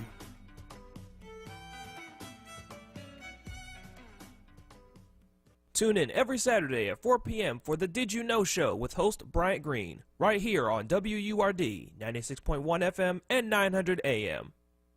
Now, a traffic update on WURD Radio. This report sponsored by SmartMouth, the only 24-hour mouthwash with twice daily use. Volley and heavy on the Schuylkill Expressway, eastbound Boulevard to Spring Garden, near Jam, westbound Jam Broad to Passyunk, LA University through Southwick and the Boulevard out to Belmont, southbound on the Boulevard Route 1 near Jam there from 9th Street down to Wissahickon through construction, westbound Vine Expressway delays from 95 to Broadigan Parkway through the Schuylkill, eastbound delays off the Schuylkill through Broad Street, southbound 95 jammed up Cotman through Bridge, again from Betsy Ross through Girard, northbound near Jam to Delaware County from 452 through Curlin through that work, left lane remains blocked, 55 northbound jamming, Thetford in the 42. Stay fresh out there with SmartMouth mouthwash, the only mouthwash that provides 24 hours of fresh brush with twice daily use. So whatever the day may bring, you can stay sunny with a side of fresh. Grab a bottle today. Find SmartMouth in the mouthwash aisle at CVS or visit smartmouth.com to find a retailer near you. For more traffic information, log on to SIGALert.com. Jim Bachman with your Philadelphia area traffic. Now, a WURD weather update. Here's NBC 10 First Alert meteorologist Bill Henley. Bright sunny skies this morning, increasing clouds this afternoon, but comfortable all day with low humidity. 78 degrees at lunchtime, a high of 84 later today. Clearing tonight and mostly sunny tomorrow, a high of 85. The humidity stays low on Friday. Just a bit warmer with mostly sunny skies Saturday, up to 87. I'm NBC 10 First Alert meteorologist Bill Henley.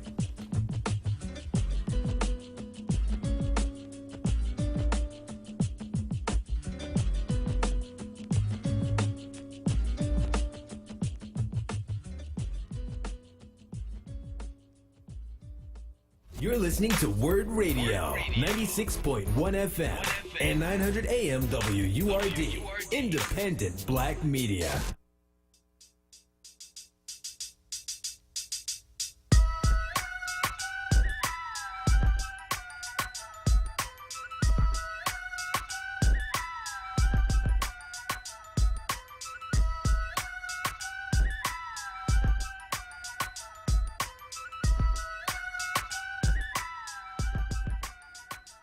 And welcome back. Welcome back to Wake Up with WURD. I'm Renee Chenault Fatah, guest hosting on this Thursday morning in July. I keep wanting to say January, July, for Solomon Jones, who is on a much-deserved vacation. And I am so grateful that his producer and woman extraordinaire, Koesa Mathis, is with us this morning. How are you, Koesa? I'm doing good, hanging in there, and it's really just, it's a beautiful day. The sun is out, I'm here for it. I'm in much better spirits today than yesterday, because yesterday was kind of drab, so it's a good day. Funny, when I was driving in this morning, I was listening to you on the Hour of Power with the two dynamic pastors, Pastor Royster and Pastor Kelly, and you were talking, Mark Kelly Tyler, you were talking about how you were struggling with your car because it was a rental. And I drive a truck that has 100,000 plus miles on it. So I find myself a lot of times having to use a rental, and I'm always flustered because it's like, well, what happened to just putting the key in the ignition, and why if you turn the wheel a certain way? It's like, when did cars become so complicated? And maybe with rentals, maybe they give you information on how to use each one, but I'm usually in such a rush that I just take the car and then I'm stuck with like, okay, how does this work?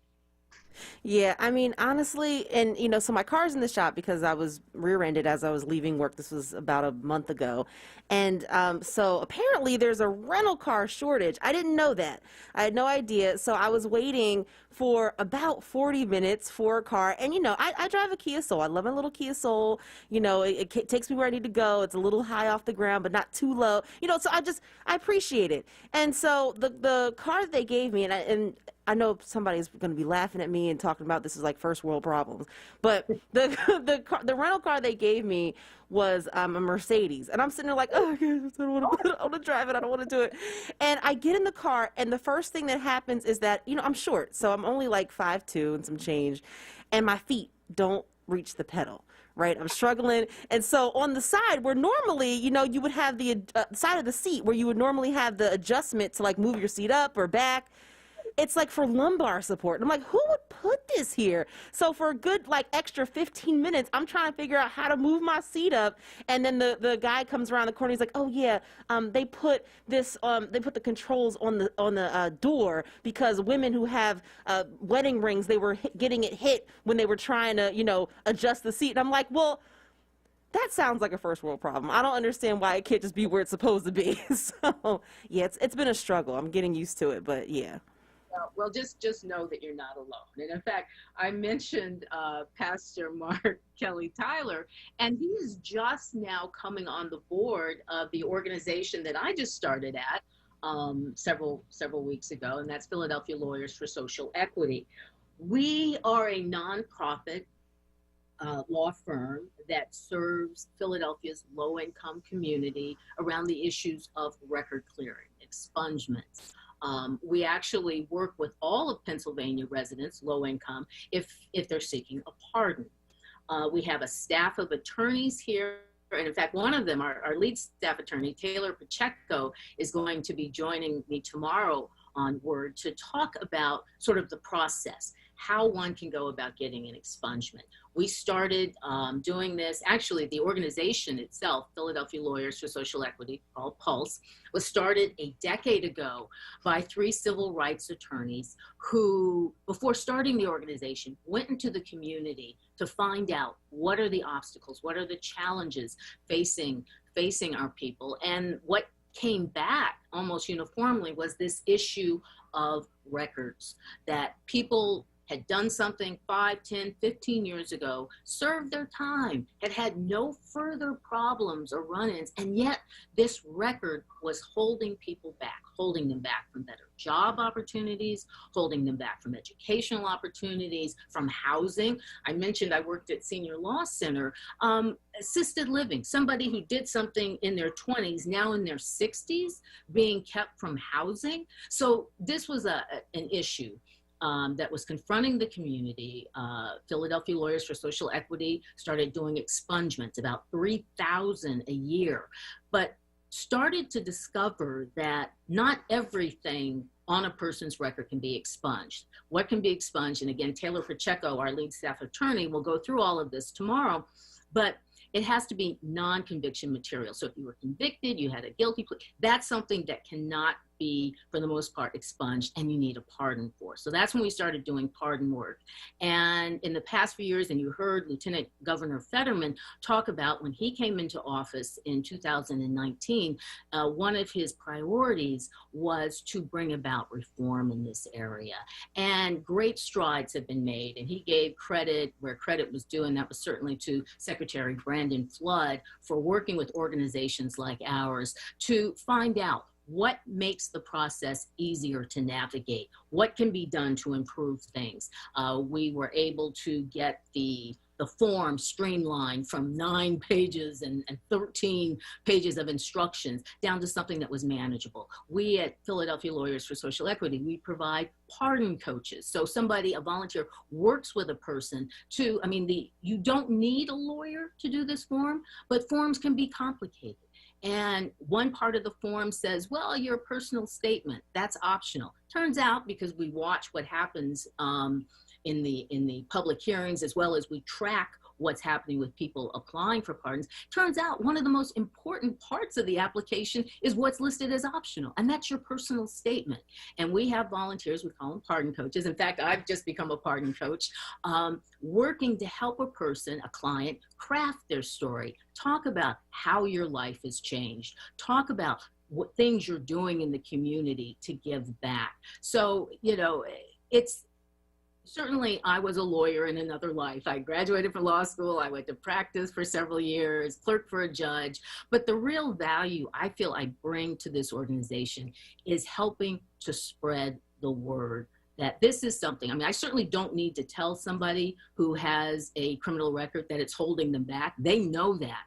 What I'm trying to impart and share is the fact that something can be done about it, and that the system has improved, and now is the time to take advantage of that. And while the system has improved, there are still problems. Philadelphia Lawyers for Social Equity, right now, we are championing this issue of fees and costs. So a person has to, in applying for the pardon, they have to, before they have their hearing, this is a recent change, they have to make sure all their fees and costs are paid. Well, we did a study and found that for most of our clients, and I want to read some of this, the findings in the report. It was a fabulous report done by 2 of our Drexel University co-op students, Izzy Falzone and Tariq Coase. They looked at 1,740 cases that we've handled.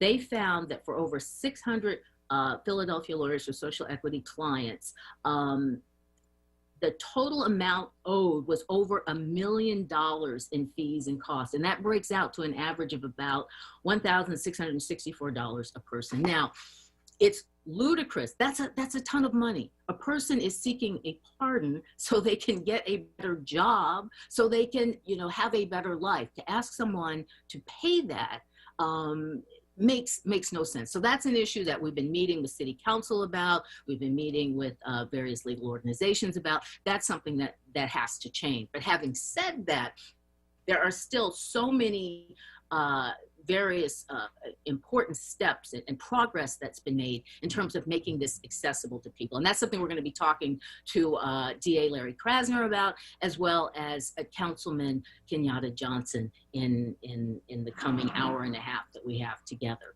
So that's sort of what's going on here at Philadelphia Lawyers for Social Equity. And I'm just, I want to spread the word. I want clients to know that this is something that can be done.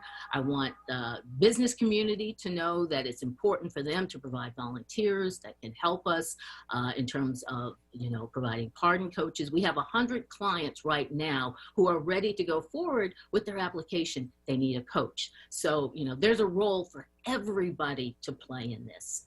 So, we are going to go to break, but when we come back, we're going to have a lot more. We certainly want you to call in. The number is 215-634-8065, toll free. The number is 866-361-0800. You can like us on Facebook. You can follow us on Twitter. We're on YouTube Live. I'm Renee Chenault-Fatah, guest hosting today for Solomon Jones on Wake Up with Word. See you in a moment. Star Fusion Express is Philly's first choice when cravings for big, juicy burgers, crispy chicken sandwiches, delicious wings, crisp salads, creamy mac and cheese, innovative spring rolls, and delectable fresh seafood kicks in. Did you hear that? Star Fusion Express at 5178 Parkside Avenue in West Philly is your go-to for fresh, flavorful, homemade deliciousness 7 days a week. Learn more and check out the menu at starfusionrestaurant.com. That's starfusionrestaurant.com for the best burgers, chicken sandwiches, wings, salads, spring rolls, and fresh seafood creations in Philly's Parkside neighborhood. Holla!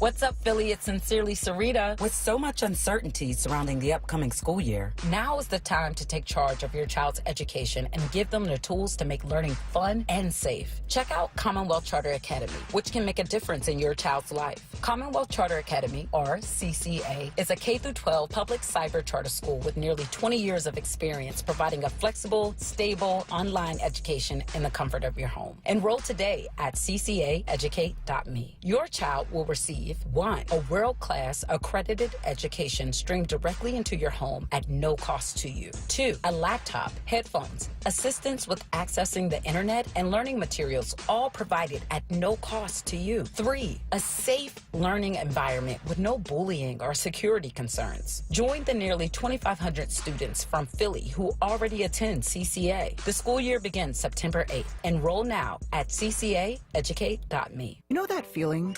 Like every door is closing and you just can't see a way out? Being unemployed, underemployed, or just out of school can feel like that. But when you find the right tools, suddenly everything just clicks. FindSomethingNew.org offers resources that help develop new skills. Skills that can position you for careers in today's growing industries, from healthcare and manufacturing to cybersecurity and alternative energy. Find your path to a new career at FindSomethingNew.org. A message from the Ad Council. You're listening to WURD Radio, 96.1 FM and 900 AM WURD, independent black media.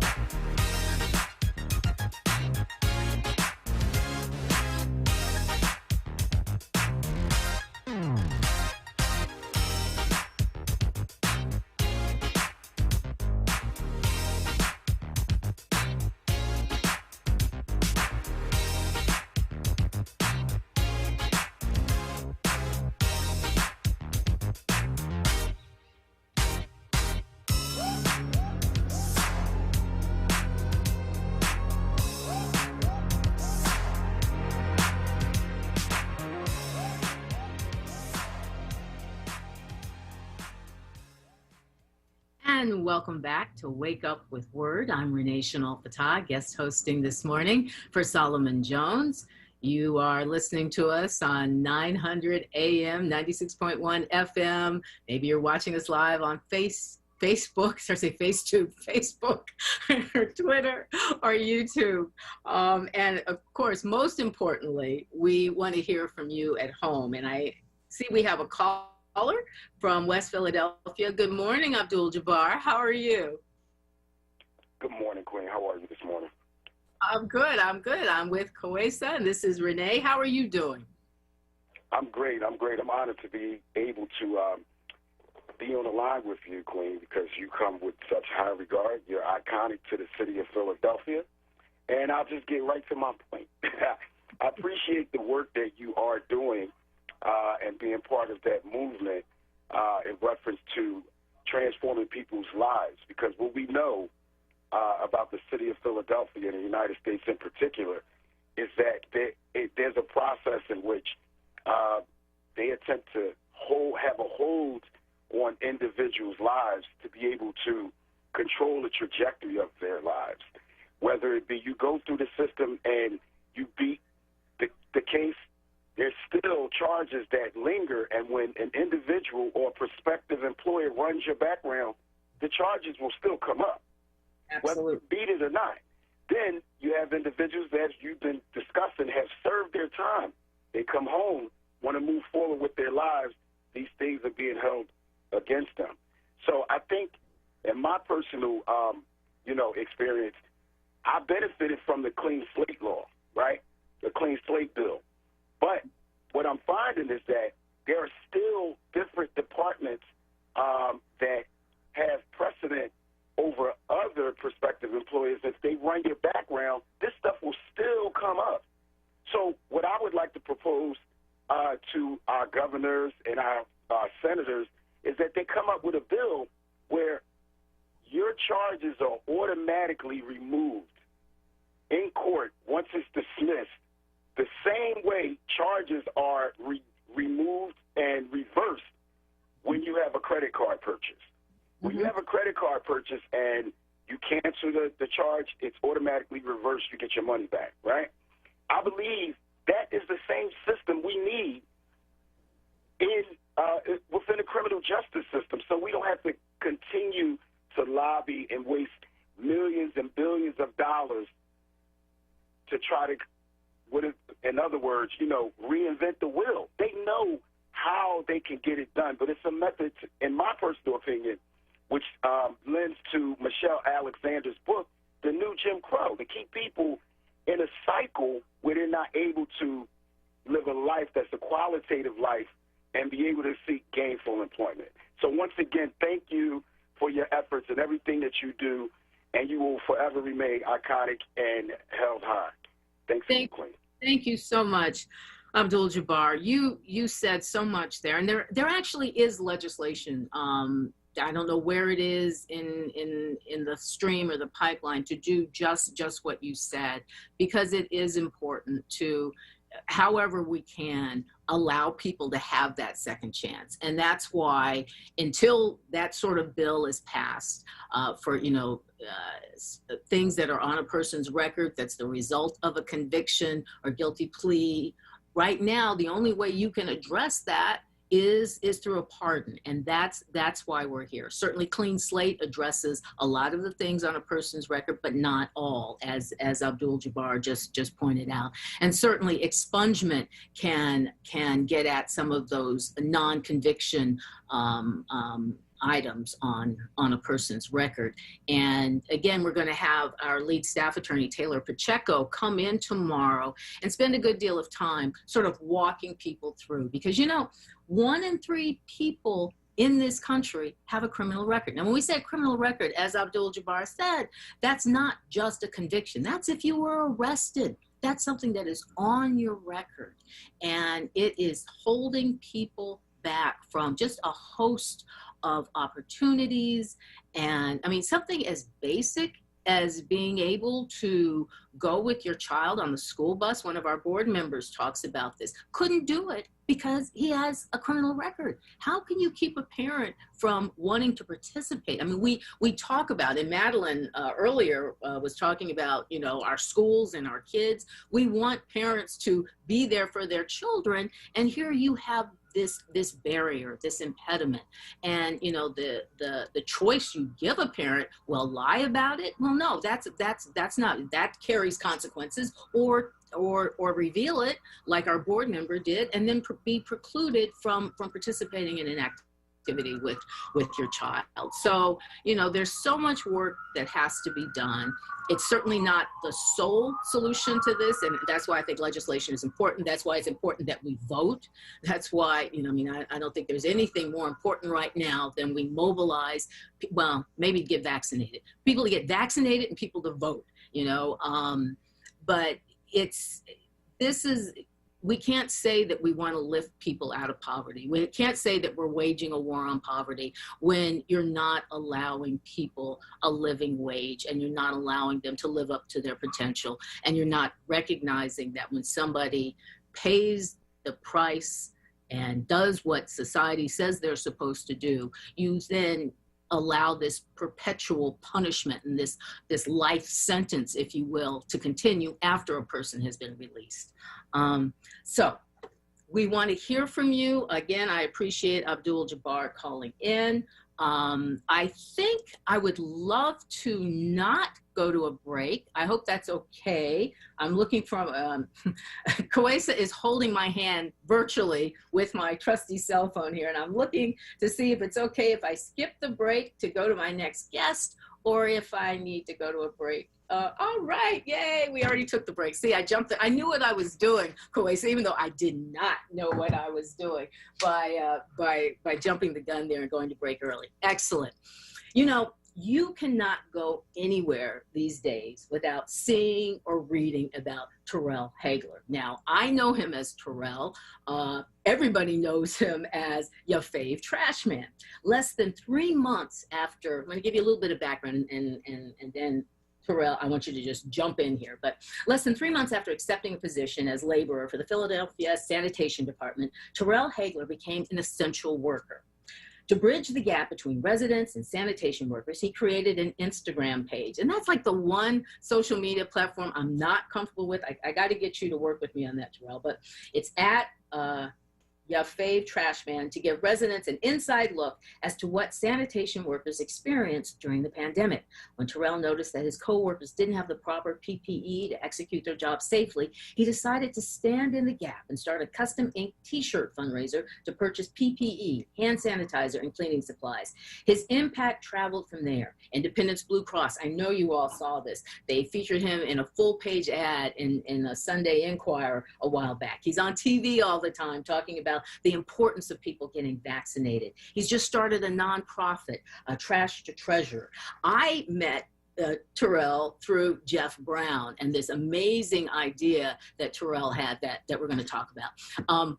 Terrell, I'm so glad that, you know, I have you on the line with me so the WURD family can hear like all the amazing things that you have going. And I don't even know where to start. So let me just first ask you, how are you doing this morning? I'm doing great. I woke up early because I knew I was talking to you, so I got my workout in. I'm feeling good. I'm motivated, and I'm ready to change the world today.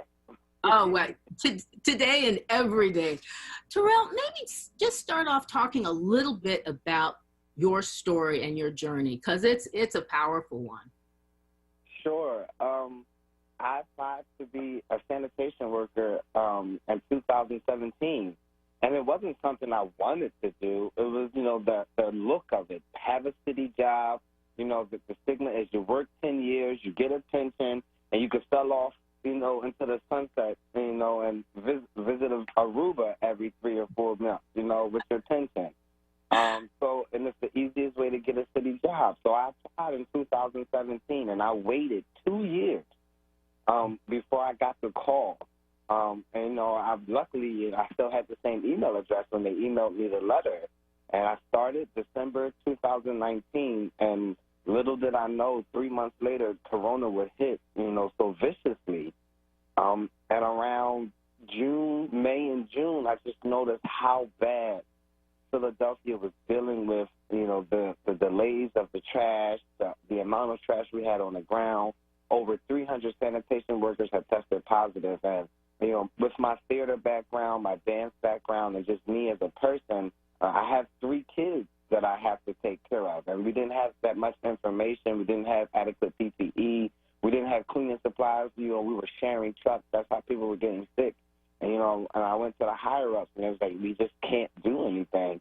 You know, I'm from North Philly. I say all the time, the North Philly motto, when somebody can't do for you, you do for yourself. And that's kind of how the energy and the fire behind your fave trash man came about. I just wanted to make sure that I was safe, that my coworkers were safe, that I eventually would keep my kids safe and my family safe. So I just went full head on and created your fave trash man, and the rest is history. Wow. You know, we talked about this at lunch, sort of this people during COVID were complaining about, you know, oh, their trash isn't being picked up, even though they're at home producing more trash than, you know, before. They would not see, I mean, you gave an example of how when you talk to to people or kids about, you know, when you see a trash truck, or when you see, what do you see? Tell that story, because I think it speaks so perfectly to how we have dehumanized essential work and valuable, important work. Yeah, one of my teaching points when I have talk or I speak is you usually don't think about the person when it comes to sanitation industry. When you ask somebody what's the first things you think about in sanitation, they'll tell you a vet, they'll tell you boots, they'll tell you a truck, they'll tell you a trash can. You know, I had one person say, oh, waste management. That's anything waste management and sanitation, but never thinks about the human being that's actually working, the human being walking 40,000 steps a day, the human being dealing with trash bags that are 100 pounds, the human being that may be dealing with a death in their family, but they got to come to work because they got to keep the streets clean. So that is why I wanted to shift perspective and have people think about the actual person that is picking up the trash, keeping the streets clean, and still dealing with everyday life such as you. You know, I tell a story that when you wake up in the morning and you drop your can off at the curb, you get in your car and you go to work. And then when you come back, the can is empty and it's sitting there, and you take the can back in your house and you don't even think twice about what it took to get that trash today. Like, our truck could have broke down. I could have got poked by a needle. I could have stepped on a nail. I could have gotten into 2 arguments with residents. I could have got, you know, splashed by the juices in it. Like, you don't know the story behind how I got your trash today. But, you know, normal people just say, oh, good, they came. And when they come back, oh, good, they didn't come. Great, wow. You know, so it's like I just wanted to add a shift in perspective on how people look at our industry that is so driven by human beings. We just want to be treated and respected like human beings. Right. And, you know, you mentioned sort of the safety element there, the being poked by needles, and you came up with an idea and a partnership, and this is where Jeff Brown from ShopRite sort of plays a part. Talk a little bit about that. Yeah, so I've resigned as a sanitation worker in February to do this work full time, to be an advocate full time, and to impact community full time. So I was still getting text messages and DMs from former coworkers saying they're still getting poked by needles. The gloves just aren't adequate enough. So I started a glove campaign with a great company called onWURD, onWURD.com, where it's like an Amazon wish list where residents or people could just buy the product and send it right to the person. So through my newly formed nonprofit, Trash to Treasure, I linked up with onWURD, and we have this campaign where we have, these level 5 poke-resistant gloves. They're $47 a piece, but so far I have almost 300 gloves, and that's enough for 1 yard. So next week I'll be dropping off 300 puncture-proof gloves at a sanitation yard for everybody that has at least one pair of level 5 puncture-proof gloves. And that's the reason I started the nonprofit, to do things, that's going to impact community. Like this Saturday, like I said, I waited 2 years, and in between those 2 years, I probably had 1.1 million jobs, just trying to find my purpose. But this Saturday, I get to go full circle. And I link up with a company that I used to work for, Driven Handyman Service. They're right there in like the Ridge and Allegheny part of the city. I get to do a community event. They're going to have a cleanup. They're going to have vendors out there. They're going to just be engaging the community. They're going to have a DJ and food and water ice, and just this is why I wanted to start my nonprofit, is to just go into a community that feels underserved and just bring all my resources, bring all my friends, bring just everybody that I know. So this Saturday, I just can't wait. Like this is why I'm up so early and just feeling so good, because I get to partner with somebody I used to work for, and now we're working together as partners to impact community. How can people find out about the event coming up on Saturday? So it's on my Instagram, and it's also, everyone should go if you're on Instagram, go follow Driven HMS on Instagram, and our flyer is there. And I'll do a post about it later today. It's from 10 to 2, I believe, and we're gonna have a truck out there. We're gonna have a cleanup. There's some spots around the neighborhood. There's you know, a lot of houses are being rehabbed, but there's still some spots that need to be cleaned. There's like 50 tires around some places. There's like a lamp post, a whole lot. So we're just gonna have community out there cleaning its own community, and then we're just gonna party afterwards, because what's better, you know, to do after a cleanup than to celebrate the good deeds you just did. Right. Absolutely. Absolutely. And you talk about being excited about this event coming up on Saturday. This is how we connected. And tell the story. You went to Jeff Brown because you had an idea around expungements, again, wanting to have an impact in the community. So talk about that. Yeah, so, you know, me and Jeff we tried to do a lot of projects together, just, you know, timing and schedule. And first, I'm going to say congrats to being the deputy director of Paul. Thank you. And when Jeff told me, I was like, do you think you can get me a meeting? Like, I know she's famous and I know she's busy, but, you know, you think you can get me a meeting with her? And he was like, well, I'll see what I can do. And when we met for lunch, this is just my truth, but our chemistry, our connection, our passion about expungement was matched. I felt like you were just as excited as I was. And we came up with an idea. Well, I brought the idea to you to do one of the biggest expungement clinics that Philly has ever seen. And then we had our meeting, and I'm trying to expunge at least 500 people at one time. And I think big, I think crazy, and I know on that Zoom call you were probably looking at me like, what is this dude talking about? I have to tell you, our staff attorney, Sarah Coyle, when she heard that, it was like, yes, we have been trying to do just this sort of thing. No, you have to dream big, you have to be audacious. So no, you were preaching to the converted. Didn't mean to interrupt you, but just needed you to know. It's okay. Well, I feel good now, because when I said it to you, I was like, oh Lord, they're gonna look at me and just be like, sir, we could do 10. But the idea behind the expungement clinic is that when people, you know, go to get their record expunged, they usually have to wait 8 months. That's another 8 months that they don't have a job, that they're struggling, that they're probably going to participate in illegal activities. So my thought was, what if we could bring a one-stop shop and do everything at once? What if we could, you know, fill out the intake form, start the expungement clinic, have a judge there holding court and make the decision right there, and then go across the room or across the hallway and have 20 to 25 employers that will hire you on the spot.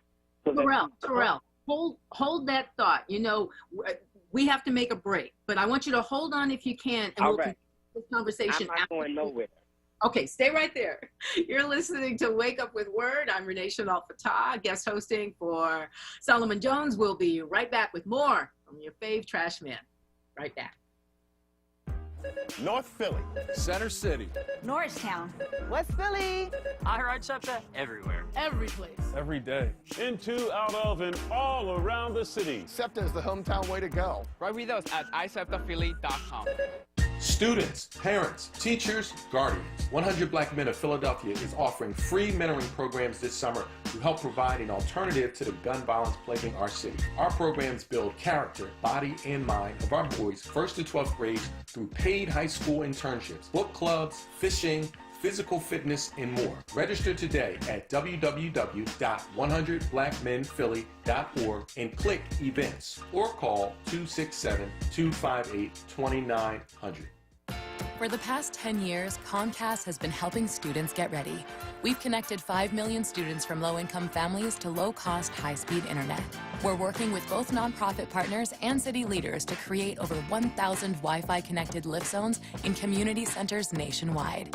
And now we're committing $1 billion to reach 50 million people with the connectivity, skills, training, and the resources they need to succeed in a digital world.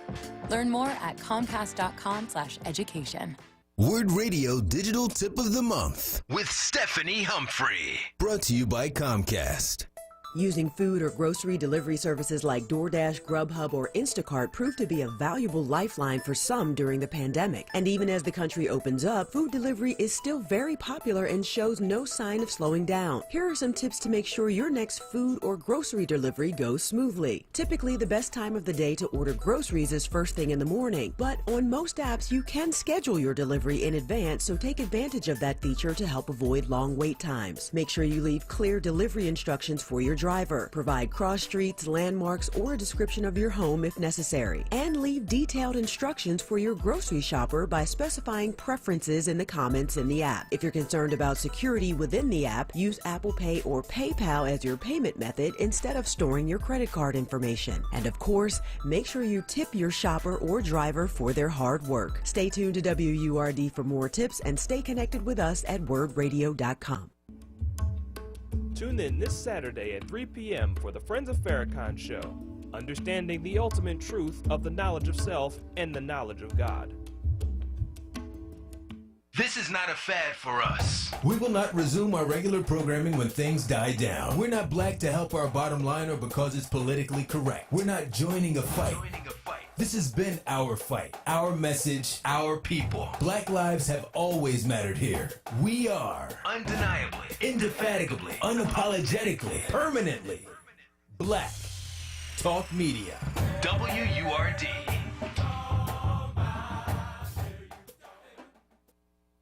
This is WURD Radio. 96.1 FM. And 900 AM WURD Philadelphia. Black Talk Media. You're listening to WURD Radio, 96.1 FM and 900 AM WURD, independent black media.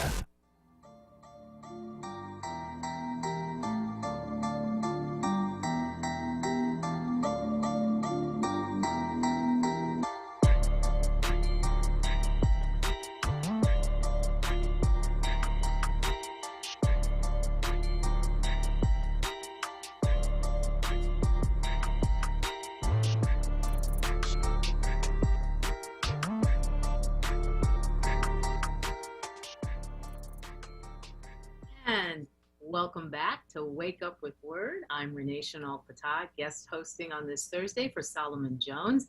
And we were talking with your fave trash man, Terrell Hagler, we're talking about a lot of things, but at the last segment, Terrell was sharing this amazing idea that he had for holding an expungement clinic, but on a grand scale. And Terrell, I was like so focused on like, okay, I got to get to the break.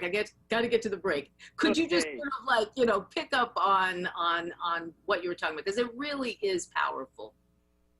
Yeah. So I think the last thing I said was that, they come in, fill out the intake form, try to have a judge make a decision right then and there so you don't have to wait the 8 months. But then the bigger impact is going right across the room and having 20 to 25 employers that will hire you right on the spot. And I think that's the aha moment for me, is that you go to get your record expunged and you may leave with a job. And the reason you're coming to get your record expunged is two things for me. One, so that you can get a job, and two, so that you can support your family. And I guess the third thing that would be is that you can, leave the illegal stuff alone, leave the stuff that's going to get you in trouble alone, and really change your life. And that's where I get excited at, is that we can have 500 people, men and women, black, brown, blue, purple, yellow, orange, green, come get their record expunged, and then start a new chapter of their life that, would be so hard to just, go through the process by themselves. So if I can use my nonprofit, and definitely with the help of Pulse and with the help of, all the other, groups that are helping Millennials in Action, Abu Edwards, Power Circle, Buddha, just Aunt Brown, just everybody, Jeff Brown, ShopRite, just that's what it is for me, is to get like-minded people together to impact communities so that we see immediate outcome. Terrell, there are several aha moments in there for me. One, having a judge right there that can make that process happen. Two, like you said, going across, just going across the room and getting a job, because that is the hope part of this. You got to give people hope. This process takes some time. And, one of our staff attorneys here, and I think she shared this with you as well, when we talk to clients, they're like, well, I need something in the moment. This is fine. We'll go through the process. You've streamlined it. But today the rent is due. Today my child needs food. So this is a way to give hope, to provide a job there. You're doing what I think communities that are empowered do. You're reaching out to all these different segments, and we're finding that we all have things in common. There's strength in numbers, so you're building on a community and getting collaborators and stakeholders in, and it's just very powerful. So we're working on it. It's going to happen. I do want you to talk a little bit about your nonprofit, because you sort of talked about it in terms of the deeds that you're doing, but from trash to treasure is a really powerful concept. And it also speaks to how one person can make a difference. You're making a huge impact. Like I said, I can't turn on the TV without seeing you in your ads or newspaper, or, Billy Penn called you, or what was the title? You're like a Philadelphia hero. The most valuable Philadelphian. They deem me the MVP, most valuable Philadelphian. Yeah, 2021. So you got a lot going, and you're one person with an idea and energy and brilliance, and Well, actually, Renee, I wanted to tell you something. I remember when we were talking, I was trying to tell you about how I was just trying to figure out a way to fix the litter problem here in the city. Right. I found it. So I linked with a company called Milk Crate, who creates apps. And we will be coming out with an app within the next couple of weeks that will actually pay people to clean up the litter here in Philadelphia. Oh, stop. Was this connected to the trip that you took to Texas, or that's separate? That was something else. You said what? Yeah, I remember when we talked to you, you were in Austin, Texas, and you were looking at how they do sanitation there. This is separate from that. This is separate but combined, because I use what I learned in Austin, Texas to help with the development of the app. So I've been working with Morgan of Milk Crate for about 4 months now, maybe the end of April.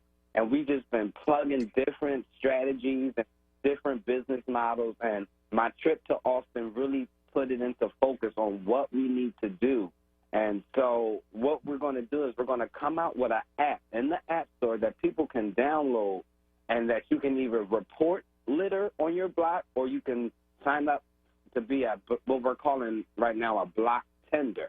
And a block tender will be paid a certain amount of money every week to make sure that the litter on whatever block they sign up for stays up. So I think it's an innovative way to pay people to clean the neighborhoods that they already live in. And again, with the whole, instead of you doing something that's going to get you in trouble, you live in this neighborhood, you stand on the corner all day, won't you make an extra $600 from this app, keeping your neighborhood clean? So I'm really excited, and I talked to Morgan, and if you have time, she wanted me to invite you to a sneak peek of it on July 29th. So I'll email you the details. I won't say them on the radio, but you are definitely invited. And all of this is coming out of the nonprofit, which is called Trash to Treasure, where here at Trash to Treasure, our mission is to help you find the treasure that's inside of you. And we will do that through educational, charitable, and community services and programs. And I just want everybody to be your safe trash man. I'll be 33 this year, and I just, within the last 14 months, found my purpose. I searched my whole life for my purpose. I searched my whole life because I knew I was supposed to impact community. I always felt as a kid I was supposed to change the world, and I didn't know where or how or what it was going to come from. And, being a sanitation worker for those 14 months, and then having the pandemic hit, and then starting your Safe Trash Man, and then doing the neighborhood cleanups, and then doing the food drives and the Coke drives. And, we had an expungement clinic. On Juneteenth, I gave out free haircuts to a neighborhood in North Philly. Like, all of those things just make me, I know for sure that I'm doing, you know, God's work, and I'm walking in my destiny and in my purpose. So that's where the whole idea of, you know, the nonprofit Trash to Treasure came from, because I found the treasure inside of me through trash. Terrell, I could talk to you all morning. I so appreciate you calling in. We're going to keep, people posted on Milk Crate, where, I think it's a terrific idea, and just really appreciate your energy and commitment. Well, I appreciate you. I was telling my whole family, like, I'm about to get interviewed by the best in the business, so everybody better get in there. You're going to give me a big head. Okay. You take care, my friend. Thanks so much. Good talking. For having me. You have a safe day. Thank you. You too, Terrell. Oh, my gosh. He's great. Bye-bye. You take care. Okay. We have a call. No, we don't have a call. I thought we had a call. We don't have a call. Kwesa, how amazing is Terrell? I mean, the different things that he's focused on, his energy, his enthusiasm, it's pretty inspiring, isn't it? It really is. It's so inspiring, and really just, taking care of the community, getting that trash out of there. All the time you're out and you're seeing all this trash piled up, sometimes right next to trash cans. And you're like, wow, you could have just, moved it just a couple centimeters over and just put that right in there, but you didn't. And so I think that what he is doing for the community is awe-inspiring. It really is a beautiful thing. And hopefully it encourages, hundreds of people to really make sure that we are taking care of this beautiful place we call home with Mother Earth. So, yeah, I think that it's a beautiful thing that he's doing. Absolutely. And, it really was almost kismet when, he approached Philadelphia lawyers about, for social equity, about this idea of having an expungement clinic, because of course that's what we do. And it's so important in getting the word out to as many different constituencies as possible. And he can help us do that. I had mentioned that listening to you driving in this morning, you were with, the two fabulous pastors, Pastor Royster and Pastor Mark Kelly Tyler, who just recently, along with two other pastors, have joined the board of Philadelphia Lawyers for Social Equity.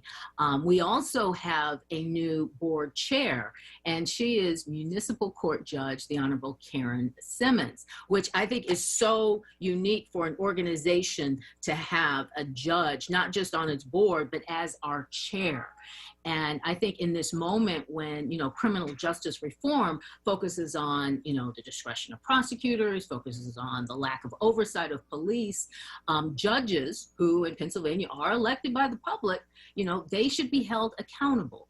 And Judge Simmons has written this impactful, important article. And I want to share just a little bit of it before we go to break. And of course, Kwesa, you tell me when, I need to dump out of it.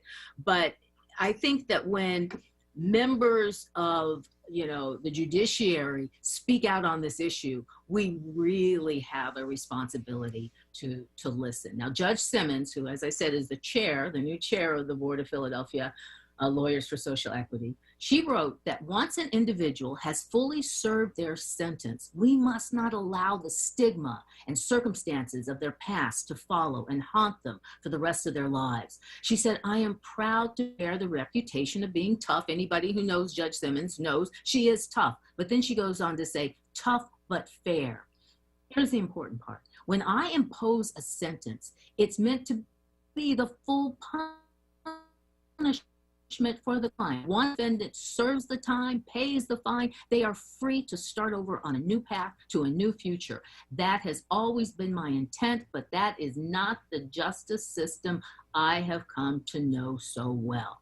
Now, in the article, she goes on to talk about how the ABA has shown where post-conviction records have created some 40,000 barriers to employment, to education, to housing, to loan borrowing, professional licensing, voting, among numerous other punishments, if you will, and that the adverse consequences of criminal records on the lives of people and their families are so pervasive and so severe, the judge says, that they are now being recognized as determinants of public health. So this is from a judge, and I think it speaks to this growing movement recognizing that the criminal justice system, if it's based on this concept of you pay your debt to society, you deserve a second chance. You deserve to not be judged by what you've done in the past because people change. And that as long as you allow these sentences to, if you will, continue once a person has served their time, sort of a punishment in perpetuity, we are not living up to what this country is supposed to be about. So I know several people have asked for a way to get in touch with your fave trash man to find out about the event this Saturday. I will work to get that on the break so we can send that out and post it, because I think it's a great activity. And I think as well, his idea about using an app, there is an app for everything, but his idea on using an app to clean up our neighborhoods. And I think most fundamentally, the point about seeing people who are essential workers, who are putting their lives on the line for us, who, to give them the dignity and the respect and the empathy that they deserve. Just a lot of powerful messages there. I think we might have a call. Let me check and see here. I don't want to, there's nothing worse than hanging on the line and nobody's responding. So, Crystal, thank you for bearing with me. I'm trying to pull up the number on my cell phone, but Crystal from Mount Airy, how are you doing this morning? I'm well, ladies. How about yourself? I'm good. I'm energized by all the people who I've been talking to, and the various activities and programs that people have to make our city better. So what's going on with you this Thursday? Well, I just have a question. Sure. In reference to I have a question in reference to the criminal record and expungement. If a person, okay, I don't even know I'm going to phrase it. It's okay. Don't worry. I'm learning my way through this as well, which is why we're going to have our staff attorney on tomorrow to give advice. So you do your best and I'll do my best, but I promise I'll get you an answer. I may not have it for you. I'll certainly get you the answer. Okay, all right. If a person is arrested and goes to court and then the charges are dismissed, you see, because the people have criminal records and they're arrested for things that, they come to find out when you go to court, it's bogus. Yeah. And when a judge dismisses the charge without prejudice, does that have anything to do with a person being able to get that expunged or off their record easier? Or is it the same amount of difficulty as if it were just regularly dismissed or dismissed with prejudice? Okay, my gut would say that it wouldn't, that it would still need to be expunged, but you don't want gut, you want a legal response. So I promise you, I will get an answer to that question for tomorrow with Taylor Pacheco, our lead attorney, to really give you, the correct answer on that. But I mean, my understanding is that something like that would have to be expunged, and that without prejudice, I don't know that would necessarily expedite the process or have any impact on the expungement. It's amazing to me the number of things that will show up on a person's record having nothing to do with any sort of conviction. Like you said, if it's simply being arrested and then the charge is dismissed, but that's still part of a record so oftentimes. So, but I promise you, so I hope you call in tomorrow, but I promise you I'll get an answer to that question for you, Crystal, okay? And even if you don't call in, I'll talk about it on air, and then hopefully somebody who, knows you will share that information, or we'll talk about it tomorrow, okay? Thank you so much. Thank you so much for calling in, Crystal. All right, we are going to go to break. My name's Renee Chanel-Fatah, obviously not Solomon Jones, sitting in for Solomon Jones today on Wake Up with Word. We hope you'll call in at 215-634-8065, and we'll see you on the other side of the break. Some see the world as it is. Others realize they have the power to change it, to see what's not there and fill in the blanks. At Penn Medicine, seeing things this way has always been our way. It's why we were able to make the impossible possible, detecting hidden tumors by making them glow. It's how we did the never been done, overcoming infertility with a uterine transplant. And it's how we made the unimaginable a reality, restoring sight to those with genetic blindness. Because to change the way things are to the way they could be means seeing things in ways no one else can. So our eyes are wide open to the possibilities before us. And the future is in focus more clearly than ever before. Penn Medicine, the ability to change the world, starts with seeing a new one.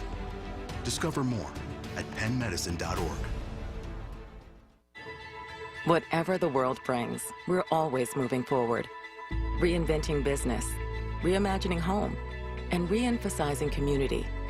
At PICO, we're redefining support, finding new ways to provide financial assistance, supporting opportunities for good jobs, and uplifting our communities.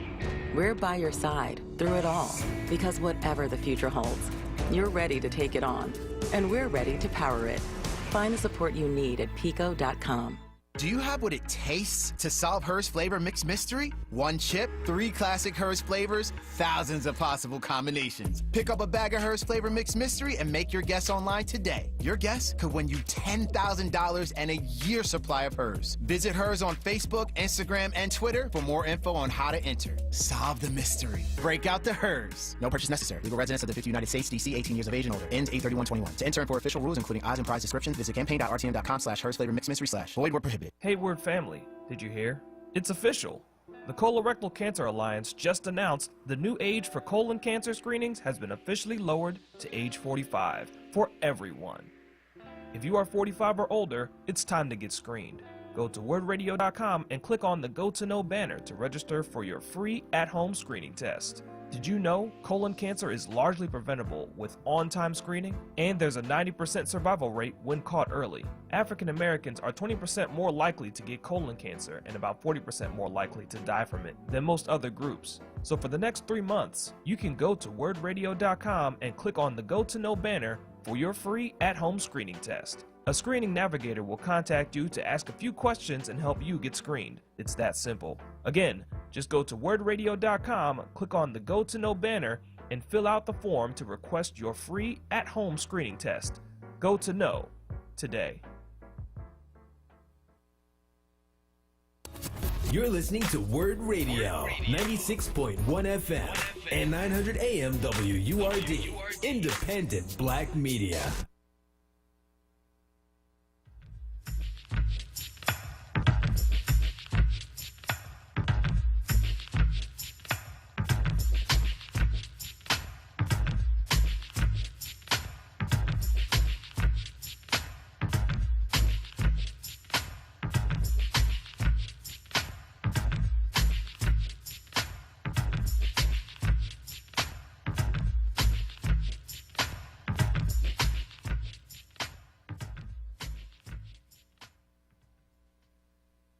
And welcome back to Wake Up with Word. I'm Renee Chanel-Fatah, guest hosting on this Thursday for Solomon Jones, who's on vacation. I think the person who never gets to take a vacation, and thankfully for me, at least, is Kawesa Mathis. How are you doing, Kawesa? Doing well, just hanging in here, but I'm doing good. Very good, very good. Well, you know, we've been talking about criminal record clearing. I'm talking about pardons and expungements. And, you know, what I found in terms of talking to people, there really isn't, people don't understand. And that's not to denigrate a person's intelligence. As I told our last caller, Crystal, I'm learning every day about this. But in terms of trying to communicate and explain what we're talking about, sometimes I feel it's almost easier to say what it's not. I think people have a misconception that, you're talking pardons. Well, you must be talking about, the thing that the president will do for somebody, what Bill Clinton did for Mark Rich going back some 20 years, or what Trump, gave to his friends and cronies. We're not talking pardons in the federal system. We're talking state pardons, which have to be signed off by the governor. And after having been, put before a board of pardons and needing 3 of the 5 members of the board of pardons to approve the request. People also think, at this time when you're talking about, gun violence increasing, you will hear, well, you're talking about letting out, murderers and rapists. Such a misconception. Somebody who is getting a pardon has been out. They're your neighbors. They're a part of your community. It's something that happened in the past. They have moved on from it, and it's a way to give people a second chance. So, this is what we are working on in terms of increasing people's understanding and knowledge about why this is significant. And, you talk about giving people second chances, and that's important, but this is also, in addition to that, this is a way to revitalize our communities and to give people an economic opportunity to be a part of the American dream, if you will. Why don't we take a call now from Nicetown, and Dolores is calling in on this Thursday. Hi, Dolores, how are you? Hello, Mrs. Pata, how are you? I'm good. Renee, call me Renee, please. Okay, Renee. I'm like the caller before. Renee, you look fabulous. Oh, you're too good. Anyway, I'm calling in reference to the subject. I have a granddaughter that's applying for a nursing position, right? So she had a scratch on her record for fighting, and that was, in her younger days. So when after the pandemic, she went and applied for a job. So with this job, they told her they call it a felony. Mm-hmm. They said she has a felony, so it would keep her from getting this job.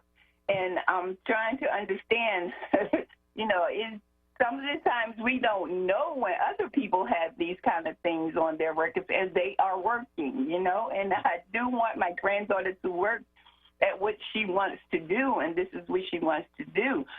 Will I have her come down to your office or call into your office to find out how she can get, if this can be straightened out?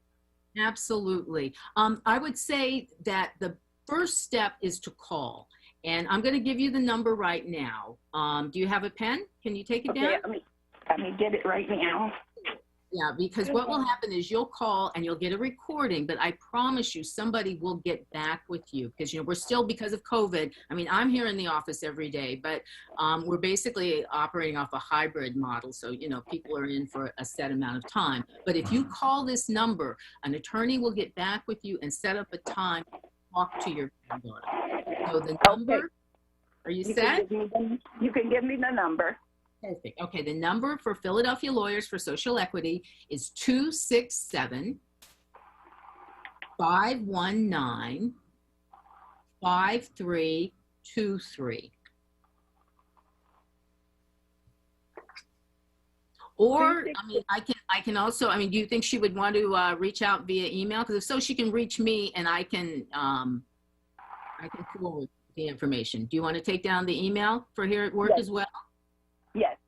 Okay, it's CHENAULT@PLSEPHILLY.org. So it's Chenault@pulsephilly.org.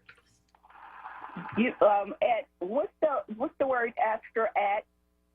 It's P is in Peter, mm-hmm.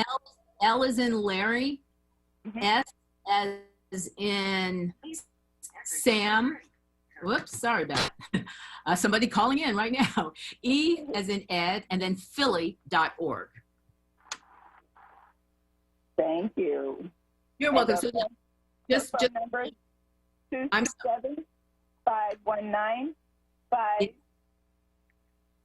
I got 5, 2, 3. Let me give it to you again, just because you're breaking up just a little bit, or I might be breaking up. But it's 2 6. It's probably me. I'm so sorry. 2 6 No, it's probably me. I tell you, this virtual world makes life interesting. It's 267 519 5323. And you have her call, and somebody will definitely get back to her.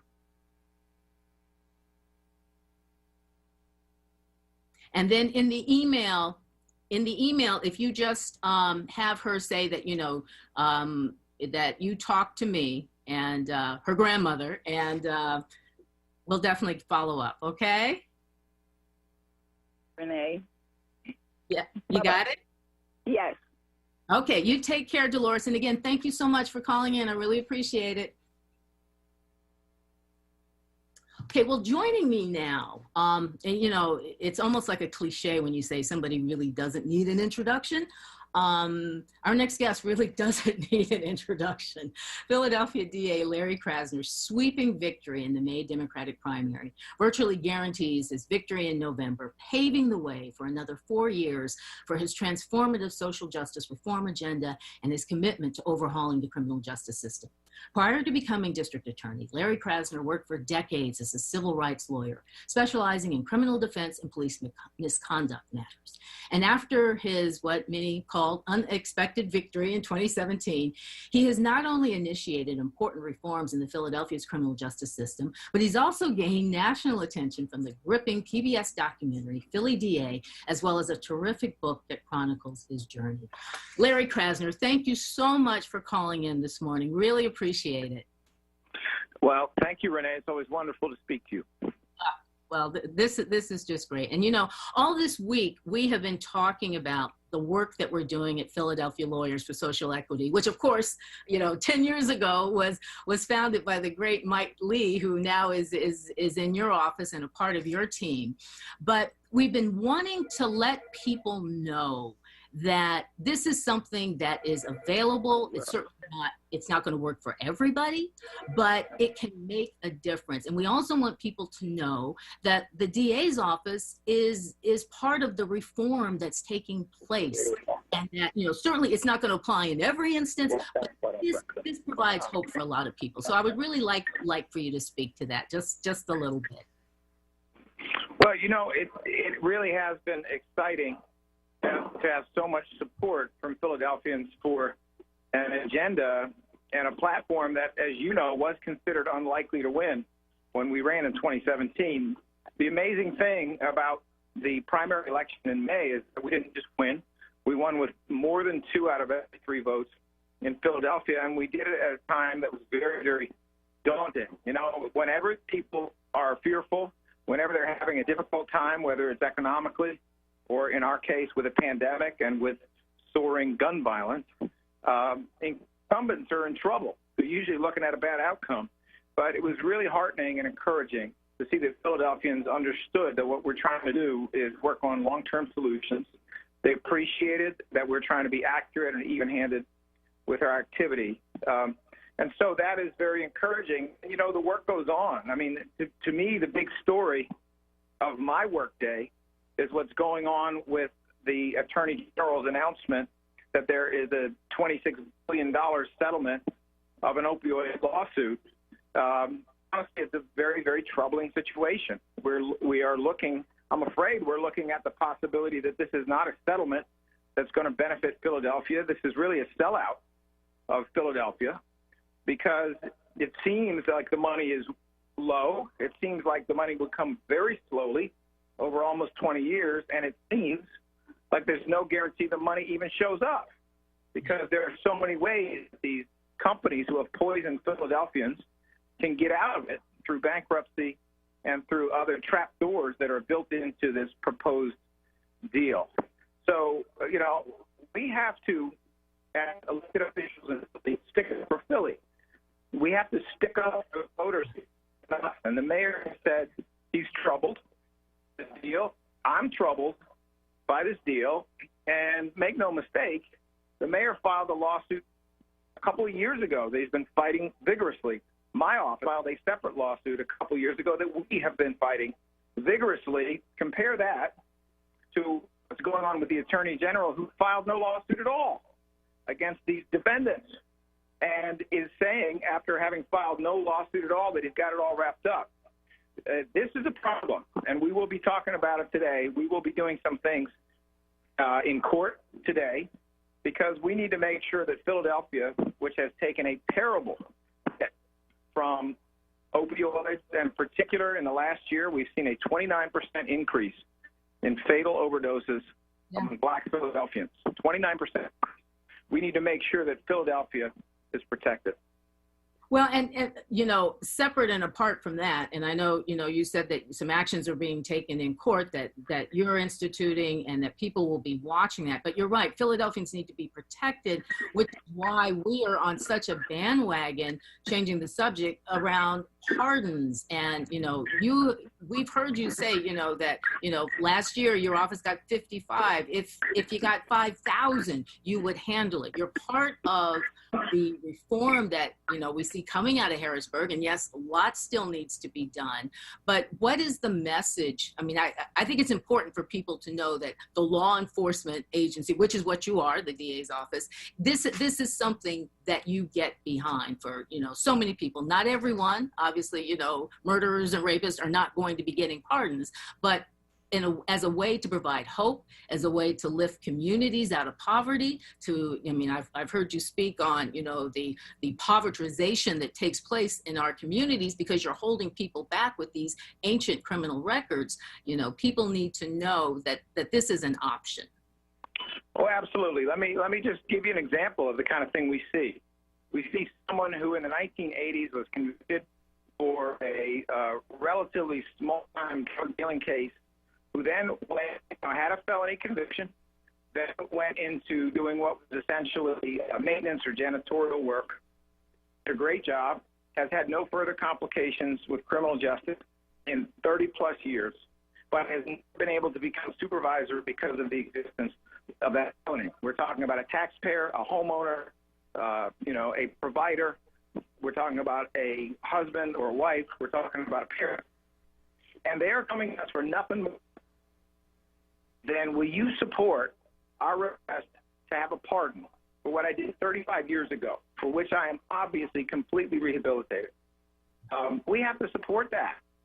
It's kind of that we're disabling someone who works so hard and does so many things from full participation in the economy, from being able to become a supervisor and make a better living and help their kids through college. It's just absurd that we would be against that. But that has been the tradition in Philly forever. It's just, you know, it is just for the DA's office to say no to basically everything, to be opposed to basically everything a defendant or the defense would want, even when what they want is good for society. And it's, you know, it's good for all of us, including victims, including police officers, including prosecutors. Well, but then that's part of the reform that you've brought. That's part of the culture change that you've brought. And I think the fact you made it yourself, the fact that you won as resoundingly as you did, signals that the time is right and people are ready for this message, and it is a movement. And I just, you know, appreciate all you're doing, and, you know, please keep us posted on this opioid and the Attorney General issue, because as you said, something needs to be done. Philadelphia needs to be looked out for. I really appreciate you calling in, Larry. And of course, it was great to talk to you, and I hope we get a chance to speak again soon. Okay, I count on it. Take care. Thanks so much. Bye-bye. Bye-bye. Yeah, so that is certainly something. That was Philadelphia District Attorney Larry Krasner talking about, you know, not just pardons, but also the Attorney General's lack of action on this issue of opioids, which we know is front and center in Kensington and other neighborhoods. So we're going to go to break, and when we come back, we have Councilman Kenyatta Johnson, who's going to join us. He's going to take us out for the rest of the show, which is terrific. So you're listening to Wake Up with WURD. We'll be right back. Hey, Philly, unless you're planning on enjoying summer vibes in the same sweatpants you wore for the past year, it's time to change things up. That's right, that Philly summer feeling is almost here. The city is ready, and so are all the shops, restaurants, and museums you've been missing. Get vaxxed, get dressed, and get back to all the things you love about Philadelphia. Go to ReadySetPhilly.com today to plan your triumphant return. The holistic colonoscopy, no IV sedation. Your colonoscopy is due. You don't have someone to drive you home. You don't want to drink the prep. You don't want to be sedated with the Michael Jackson drug propofol. Does that sound like you? Call Blake Gastroenterology at 215-849-4902. Visit the website www.jsblake.com and make your appointment today. Drive yourself home after the holistic colonoscopy.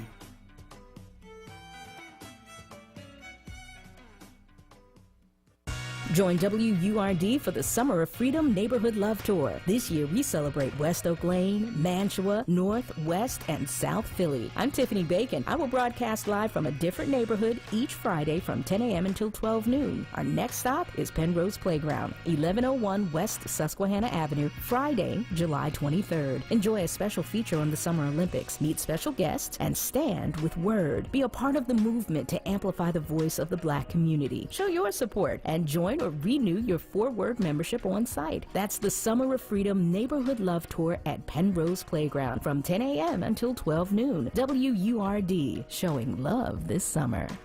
The WURD Radio Neighborhood Love Tour is sponsored by Comcast and supported by Pico, Keystone First, Ready Set Philly, and Hope Partnership for Education.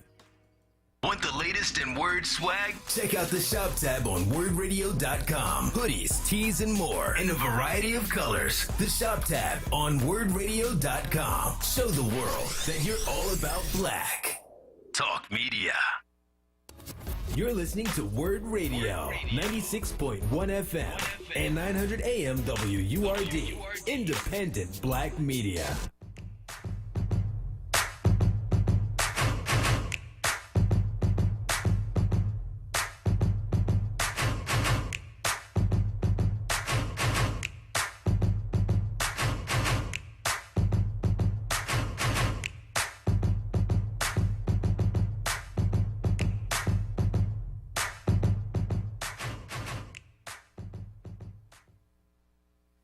Welcome back to Wake Up with WURD. I'm Renee Chenault-Fatah, your guest host on this Thursday morning, and I am so excited about our next guest. As promised, Philadelphia City Council member Kenyatta Johnson is with us. He represents the 2nd Council District, which represents more than 150,000 citizens in the neighborhoods covering parts of Center City, South and Southwest Philadelphia, and also includes the sports stadium area, Philadelphia International Airport, and the Navy Yard.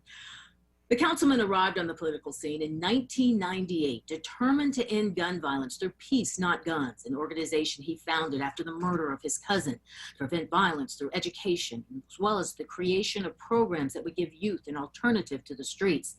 His activism led to a successful run for the Pennsylvania House of Representatives, where he served as state rep for the 186th Legislative District from 2009 until 2012, when he took the oath of office for city council. He started his 3rd term in council in January of 2020. Thank you so much, Councilman Johnson, for joining us. How are you doing this morning?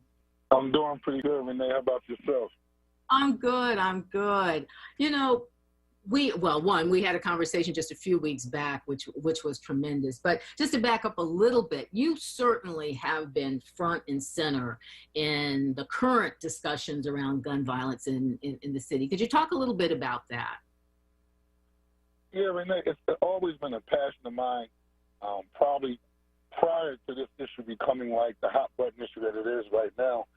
It's one that has impacted me personally in terms of my family, and so I've always had a passion to really steer young people on a life of becoming productive members of society as opposed to picking up guns. And so this current state that we're in right now as the city of Philadelphia, I believe we're going in the wrong direction. We have to do a lot more to get our city back on track when it comes to the senseless gun violence that we're seeing right now. You know, we talked about this when we met.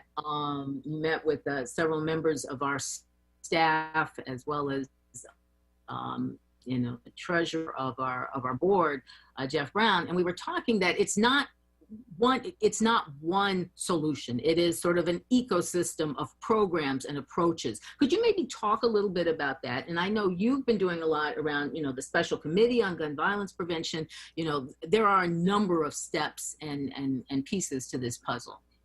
Yes, absolutely.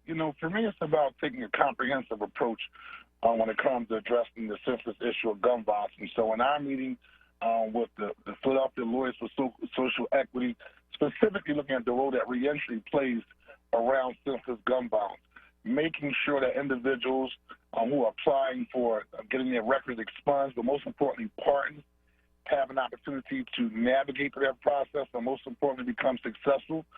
Most of the young men that I do talk to who are still living the street life say, well, Councilman, if I had a job, right, that would give me more opportunities to take care of my family, and I wouldn't need to stand on the corner to hustle and sell drugs. But because when I apply for these jobs and I have this felony, I feel like I don't have any hope in becoming a productive member of society because I keep getting shot down time again and time again. And so for me, making sure that we focus on reentry and helping people become productive members of society, even though they may have made a mistake in the past, has to be a part of the strategy. And also taking a comprehensive approach and finding out where these guns are coming from. Like, that's a major question that we haven't had an opportunity to discuss. There's so many guns flooding the streets of Philadelphia. It's easy access for juveniles to have illegal guns. And so we have to begin holding those accountable, alcohol, tobacco, and firearms accountable, and making sure that these guns aren't flooding our streets here in the city of Philadelphia. And obviously, when we look at the issue of poverty, it's just making sure that we're addressing issues of housing and just addressing issues of job training and employment for our youth. But most importantly, overall, Renee, for me, it's making sure that we instill a sense of hope in our youth, but most importantly, the people that live inside the communities who are significantly impacted by the senseless gun violence. And so for me, it takes a comprehensive approach. That's including our district attorney, our police commissioner, making sure probation and parole is at the table, and all of the key stakeholders here in the city of Philadelphia that has a role in how we keep our city safe and making sure the community is at that table when we come up with these different strategies. Right. Yeah, you said a lot right there. And just to back up on certainly the jobs part of it, I was just talking to Larry Krasner, and in other conversations, he's made the point you just made. When somebody comes out and you offer them $7 an hour, chances are they're going to be out there on that street corner. You give them a living wage, $20 an hour, they are not going to be going back to that. So yeah, employment, which of course is what record clearing does, is a part of this strategy, as well as, like you said, where these guns are coming from.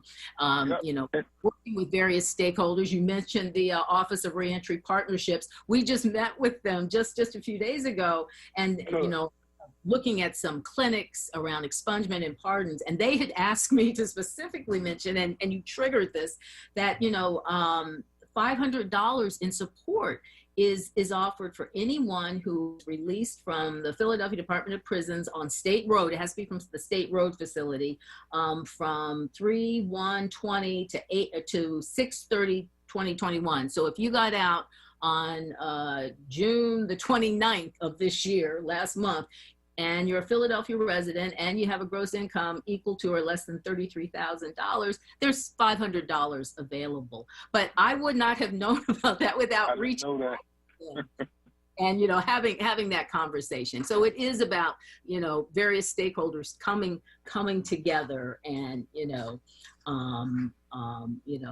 making all of this happen.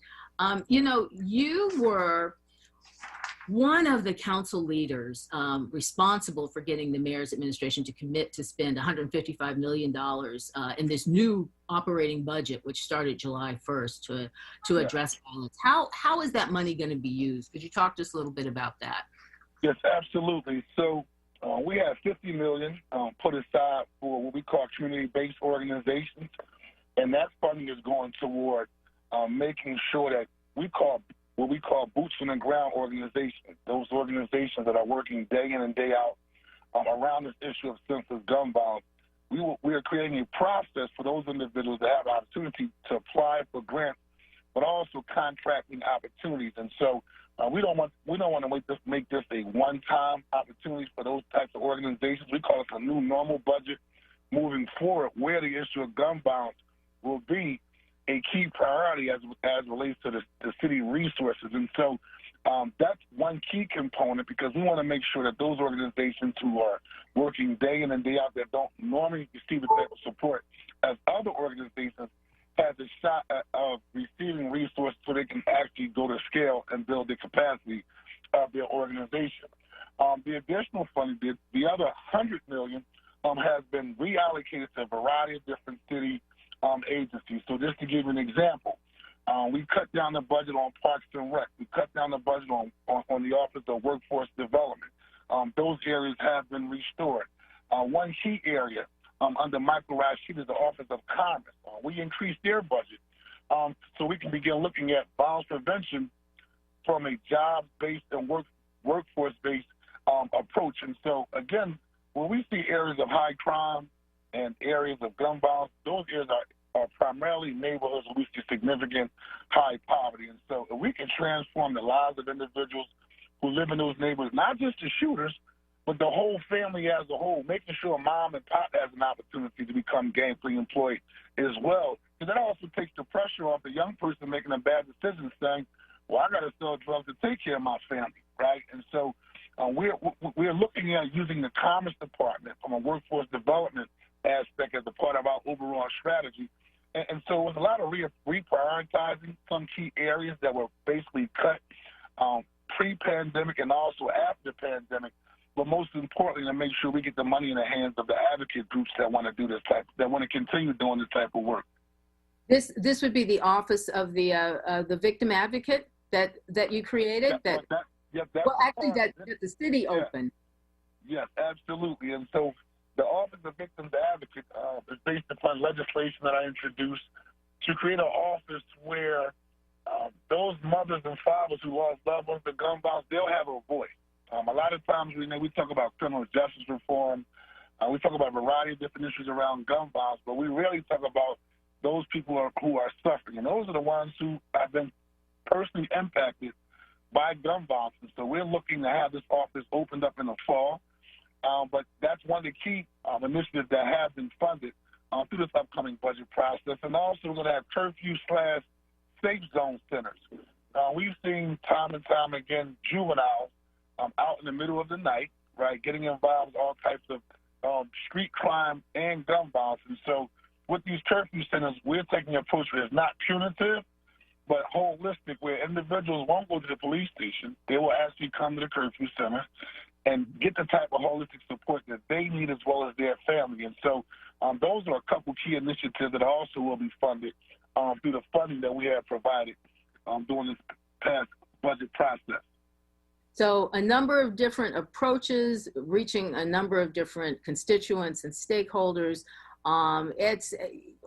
If there was one thing you were to zero in on, and that's almost unfair because we started off by saying it takes all of these things together. What would that be? I mean, well, for me right now, probably the key issue, we got to stop the bleeding, Renee, because a lot of the strategies and things that we're working on are for the long term, right? You talk about job training and employment. You talk about addressing the issue of trauma, right, and behavioral health, because we know hurt people, right? We want to address those issues, but that's a long-term process, right? Right now, my focus is let's find out where these guns are coming from, right? Mm-hmm. We got to get a stop on the bleeding that's taking place right now.